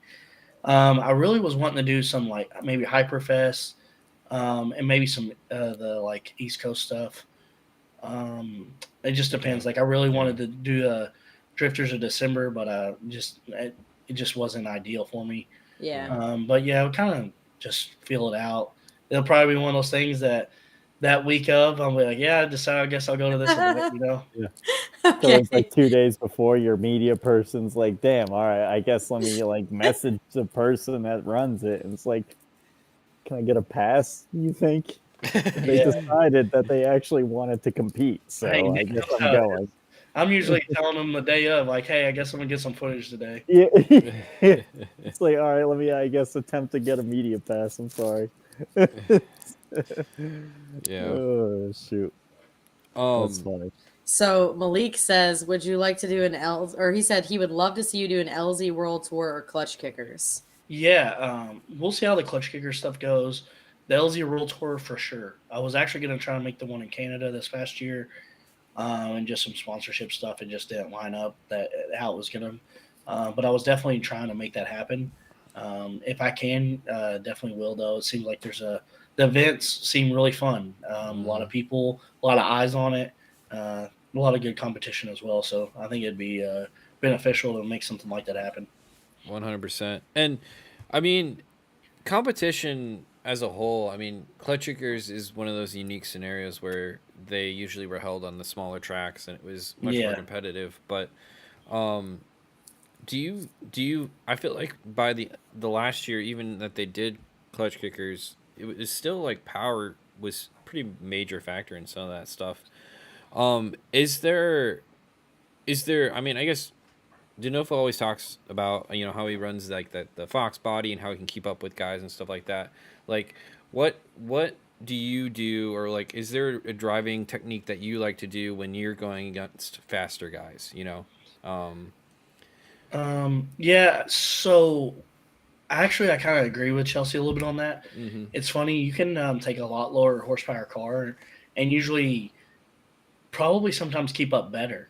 But the problem is if you go to like a track that like a bank track like Irwindale, I'm sorry, but you're not taking 500 horsepower and running the wall fast. Yeah. Maybe if you loosen the car up enough that you can stay on the wall, cool, but and momentum, keep enough momentum, but you're not going to be that fast. Right. And also, all you got to do is play strategy with those dudes. Like if you wanted to drive dirty, you could drive really, really dirty against someone like that and just be a fast guy that goes really slow on the run up and make the slow car not be able to drift the bank. Okay. So I feel like at that point it would you kind of need the power for like a big track, but Clutch Kickers, I feel like a lower horsepower car was beneficial. You can put the power down better on the run up. You can actually have a little bit more grip on the power to tire ratio, like in those situations, I feel like is actually better. Higher horsepower, you're probably clutch kicking a lot more, and it honestly probably is more stress on the drivetrain on a small track like that, and trying to hold it back. Yeah, it's interesting. Well, like, Stuckey's whole MO this year was light car, small tire, trying to helps with wear and tear and stuff like that. The car definitely drove different, it looked like, than most other cars. And it was an interesting strategy to kind of see what he did this year with that. Is your car is probably more on the heavy side? Am I correct on that? We had to add weight to make weight. Okay, really? Yeah. What size tire is it that you're on? Well, Kenda switched over to the 305. Oh, that's but right. I was like 40 or 50 pounds above the weight limit for the 295. Then they switched to the 305, and then I was a few pounds shy of making 3,100. So added a little bit of weight to get into the weight class for the tire. But my other cars, though, that's always been a problem. They've usually been pretty heavy. But the Cadillac I wanted to make sure was light, and it's pretty easy to do that. So driving wise, does it drive like obviously, let's just assume it's Corvette. Does the Corvette drive like anything else that you've driven before? Not necessarily. Okay. The Corvette's a little different because you're so low. It's a race car right out of the box. So your seating position and the awareness to the chassis, like to your four corners, is way, way different than any other car I've driven. Your rear tires are really close to you. Your front end's really far away from you. So usually you're in like an in-between, you're kind of centered. Like the BMW, you're on a really good pivot access when being in the driver's seat. And that's something that's taken a little bit of time to learn with the Cadillac or, Corvette or whatever. But I have a C6 practice car, so that helps a lot. Yeah. But it's just not the same. It's not the same power. It's not the same angle kit in the front. But that's something I might try to change up too. So yeah, I mean, I remember I watch, when I can, the Drift Games videos, and Dave's driving that Supra now, and he's like, the driving position is so different because you're sitting on the back tires. I could imagine, because I sat in Olson's whenever we were teamed up in his Supra, and I was like, there's no way I could drive this thing. Your ass is right there. It's just that those are really, really, really small cars. I don't know if you've sat in one like it. They're shorter than, like, the wheelbase is shorter than the Corolla. Yeah, it's insane. Which is snappy. Crazy. I bring it up all the time, but we got Clayton saying, got my sim gear shift signed by Jonathan. So lit, definitely one of the biggest dubs that they have. Sick. Appreciate that. Let's go, Clayton. What's the coolest thing you've signed? Because people bring a lot of cool stuff to these events to sign. Yeah, I don't know, really. You sign a bunch of like car parts, so I'm trying to think. There's been some pretty cool like carbon fiber pieces that I've signed. There was. Oh no! I was gonna ask him if he ever signed a baby. Oh man! Oh, there he's back. There he goes. Yeah. Welcome. I don't know. It just kicks you out. It's all good. All right. So continue this story. You got Jonathan Hurst this week. I think we're restarting now. All right. No. I don't know. Like just some sort of like dash piece, probably. I don't know. Yeah. There hasn't really been anything crazy, You never got handed something and just cracked up laughing like, you want me to sign this? There was something, but I can't think of what it was. But like all of us was like, oh crap, this is a good idea to, come up with though. The helmets are always cool and shit like that. Yeah. I don't know. Autographs are cool, I guess, but at the end of the day, I don't know. Yo, dude, you guys are idols for a lot of people. You are. Yeah, for sure. But yeah, I think like conversation and hanging out with them probably goes a lot more farther than just an autograph. For sure. Yeah. Well said. And as Malik said, we hit 30 people a couple times in the stream. We've been in the high 20s most of the stream. Like that's awesome, man. And the people like to see Hurst. Yeah, that's I think that's our record is 30, right? The averaging, yeah. But yeah, though it's like people love you, man. And it's a cool thing to see because you really did come from a humble place, when you started. And yeah, I hope I never change that, Yeah. So far, so good. Yeah. But I mean, it's always the David and Goliath story, and people love it, man. I love it, and I don't want you to change the car, especially. It's got to stay loud. It's got to stay crazy. Yeah, so what's the SpongeBob and or the Patrick and Squidward? Yeah, that was just Louis from out. AZ Rag. He did it on his Corvette, and he was like, "We got to do it on the Cadillac." And I was like, "Don't do it." And he was like, "Okay, I won't do it." And then I picked the car up, and he did it. And I was like, "Whatever." Do the fans really love that part of it? Yeah, it's hit or miss. You know, some people don't even know what it is at first, and then some people really click, and they're like, "Oh, that's so funny," you know. So it makes me giggle. Yeah, it's just like because I wouldn't expect it off of anything that you have too. I think it's just ironic in a way. It's for sure. Yeah, Spencer said Hurst is slow. Honestly, it's probably true. Gosh, dude, that's so funny too because at Grid Life, like he was way ahead of me, and I entered, and like I caught him really quick, and someone got a photo, and I'm like on the inside, and he was like, "Look, Hurst was cutting the track to keep up." I was like, "Dude, are you serious?" I love that the best crap talking is coming from the homies. You know, you get the best trash talk from your friends. Oh gosh, it's pretty bad. If you're not getting shit talked by your homies, that means that they don't like you. Yeah, I guess true, that's man. true. It's true. You know, we got a bunch of people in this stream. You want to just give them a quick reminder where they can find you at for people that don't know? Most people know who you are, but like, yeah, no. Are you doing anything cool? You know, your OnlyFans going link, on? anything like that? Yeah, I thought about making an OnlyFans, but I'm not sure the plus size is going to work too well. Husky boys. Husky. You never know. You can just start doing skateboarding stuff and charge people to watch you. Yeah, maybe. It'd be kind of weird me skateboarding at the skate park naked or something. Yeah, it would be weird to see you on Herbie's couch all of a sudden. We're like, hey, I know that spot. Got you right here, dog. What's up? Yeah, but seriously, shout out your Instagram handle or wherever anybody can follow you, watch along, and be a fan for 2025. Yeah, for sure. Instagram is just Jonathan Cash 16. Do a little bit of YouTube, not much though, and that's just my name, Jonathan Cash Hurst. But yeah, for sure, those are Instagram's mainly where I'm at. I also have a website, JonathanHurstRacing.com. Nice. And it's a pretty nice site. My buddy made that, Glenn. He did an awesome job on it, so very professional site. Heck Nice. Where did the cash come from? That's my middle name. Is it? Yeah, so everyone asked, they're like, man, Cash. Like one year, Jared DeHanda, he's like, do you you need to pick a thing, like, I get that you are broke or you're trying to go for like the broke thing. He's like, but they say fake it till you make it. And I'm like, well, dude, my middle name's Cash. And he's like, wait, what? I'm like, yeah. I'm like, that's why it's Cash Racing. And he's like, I didn't know that, so, but yeah, my middle name's Cash. So just kind of roll with that. So it's like, Cash, it's you and your boys, like you and your guys. Yeah. Okay. Yep. Got a couple solid friends and some other people that have been coming in and out. Osolis have helped me, and I've helped them a little bit, but they've helped me out a lot as well. So, but yeah. Hell yeah, man. Well, you got Kenrick saying, have you considered getting put on the trailer at the E-Town Gambler? Yeah, for sure. But I put a lot of other people in their trailer too. Take that money home, Yeah. That's a good point. Need some fuel money to get home. I don't know what the Gambler is going to have for next year. Would you come and run a 235? Like, would you bring the other car? I think that would be pretty fun, actually. The only biggest thing for me, like Gambler, the E-Town's far.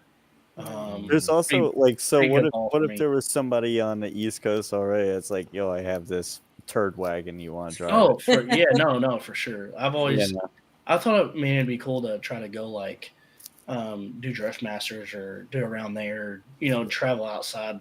But obviously that takes a lot of money. But if someone came along and was like, hey, we got this car over here, if you can make it out, that'd be cool. I got to go to Norway and do some ice drifting with Simon and them, and that was really cool as well. So. Oh, really? Nice. Yeah, that's fun. Do you have any footage of that, or? Yeah, we had I think it's on my YouTube, but yeah, there was a pretty good little montage. Jacob Gittins at the time. Me and Jacob Gittins went over there and got to do some ice drifting. Unfortunately, I broke our car kind of early, but we got to have a lot of fun at the farm, which was like some Kentucky stuff, which was really cool. Do you think the paddle tires in the mud prepared you for ice drifting? No, ice drifting was actually surprisingly like grippy. It was more like rain drifting in a well. Yeah. Interesting. Yeah, I'm just pulling it up right now. They got the good tires on and everything. They're ready to rip. Yeah, it was a lot of fun. They know how to get down over there. Nice. Yeah. Oh, So that's this it. is your video from over in Norway. So What Norway, year? what was Norway like out there? Cold, and they didn't speak English, No. and there's no pickup trucks. It's vans. Yeah, it's a lot different, but it's cool. The food was terrible. The food was healthy. There How was were the no, portion greasy- sizes? No yeah, there's no chilies. greasy cheeseburgers. There was none of that, you know.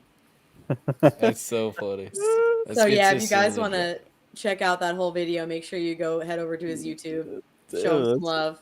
Yeah, it was pretty cool. Jacob, when we worked with Jacob, he did it. He made some really good videos. So Cool. That's cool.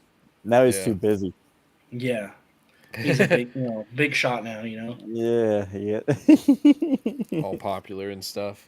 Yeah, Yeah. and you guys are just running like BMWs, looks like, just like little. Yeah, just the E46 compact or 36. Yeah, they were Sending really, them. really fun. Yeah, those were that was the farm. So they had like 3 or 4 like farm cars that were just beat. You could just hit each other nonstop, But actually, what's great. funny is they put me in one. They're like, "Yeah, go drive it," and I think I blew it up in like 15 seconds. So it wasn't my fault though. There was oil in it. Oh man, there's like jumps and everything, man. Oh, dude, yeah. So that was Dang. sounding jumping a little bit, but It just yeah, looks you'd like go over the hills, dooring each other, just beating, just running into each other. It was so fun. This looks like a blast. It Oh, does. it is. Is there a track in the world that you like someday want to get out to that's like kind of like out there? Yeah, I think Gotville would be pretty cool to go out to. Mm. To that, just that whole event was pretty Yeah. cool. Seems like a Grid Life Vibe track event. I think that'd be a lot of fun. And yeah, that's like because they're European. Exponentially, their party is just like off the walls. Yeah. Bucket list for sure. Driving, I always think about like the video back in the day that we all know of, like just like watching like the road race cars and seeing the drift cars just come flying past them like backwards. And Yeah. what the hell? That was sick. Chaos. They tried to do that with Wait, is Grid he Life about to now. drink a gallon of milk? They No, did. he's been drinking water this whole time. Oh, okay. No. Okay. For a minute, it looked like it was white. I was What like, no is- way. What does he look like? What's his face's team? Was that guy I've been drinking shots. who drinks Yeah, I was milk gonna every say, round? yeah. He was I'm helping drinking Dylan. these. Oh yeah, Dylan Hughes' team. They like this dude is No. convinced he can milk. chug a gallon of milk, and Oh, we're like, Evan no, Bogovich. Evan, The yeah, human- Evan Bogovich. you can't do it. The human body cannot chug a gallon of milk, and he's like, I don't care, and he like on cue pukes. He got that much left. Yeah, I'm telling you, you can't fit it in your stomach. He It's did get that. impossible. I'm not So doing it. That's for They sure. tried doing it at the anti-banquet party, and it was the one big kid, I forget his name, Jason, I believe. And he tried doing it. He made it maybe that far in, and immediately just started projectile. I'm Yeah, so that good. is- I would much rather chug different things. So Yeah. I'm good on milk. A million beers. Approximately 1 million beers. Oh, that's great. But yeah, we hit the 2-hour mark, and I mean, it feels like it's only been 30 minutes of know. talking. Yeah, but, dang, I didn't even realize that. Yeah. Yeah. But honestly, So we got to wrap it up. Yeah, I unfortunately have to leave at 5 a.m. to go to PRI tomorrow. So, Yeah, you going? Hurst? Yeah, I'll be there. I'll either leave late tomorrow or go Thursday morning first thing. Nice. Yeah, Another it's time that I won't get to actually hang out with everybody. The Yeah. man. Yeah, We're bummed you're not coming, buddy. Why are you not going? I didn't. Well, like I just didn't sign up I for gotcha. anything. Next year. he's got day job stuff to do. Yeah. Ugh. Currently off right now. Oh, there you go. Yeah, so I mean, I'm literally just Twirling my thumbs over here, just Why would- drinking. I'm just hanging out. Half the Xbox came out, so I played that a little bit. No, that's true. Well, I mean, again, I want to thank you, Jonathan, for taking the time. Yeah, no problem. I knew Appreciate it was like tight with PRI. I've been kind of scrambling because I'll be Same. at PRI as well, at the Link booth, and I've been scrambling to get stuff together. We're gonna do some announcements and whatnot there. PRI show, dude. You gonna go live for PRI? Cool. Not without you, baby. Not I without don't- you. Oh, I don't see? think Nate, you could pull the trigger real quick. the problem The would baby be the service. You I could think. buy your boy a Yeah. tomorrow, and The I service can we come do. out. Yeah, I that's won't do it without Herbie. I yeah. can't. The I'll problem be too sad. is the service. It would be You fun have to to do. face. but You have to FaceTime Herbie into it. Yeah. I know, right? And I don't know about last year. You were like laptop down in the link booth the whole time. So if anybody watching is gonna attend PRI, make sure you go You just come say to hi. the link booth. Bother Nate. Bro, Congratulate I feel him on like becoming a dad. soon. no matter what, I feel like no matter what drifters run, they all seem to just hang out there.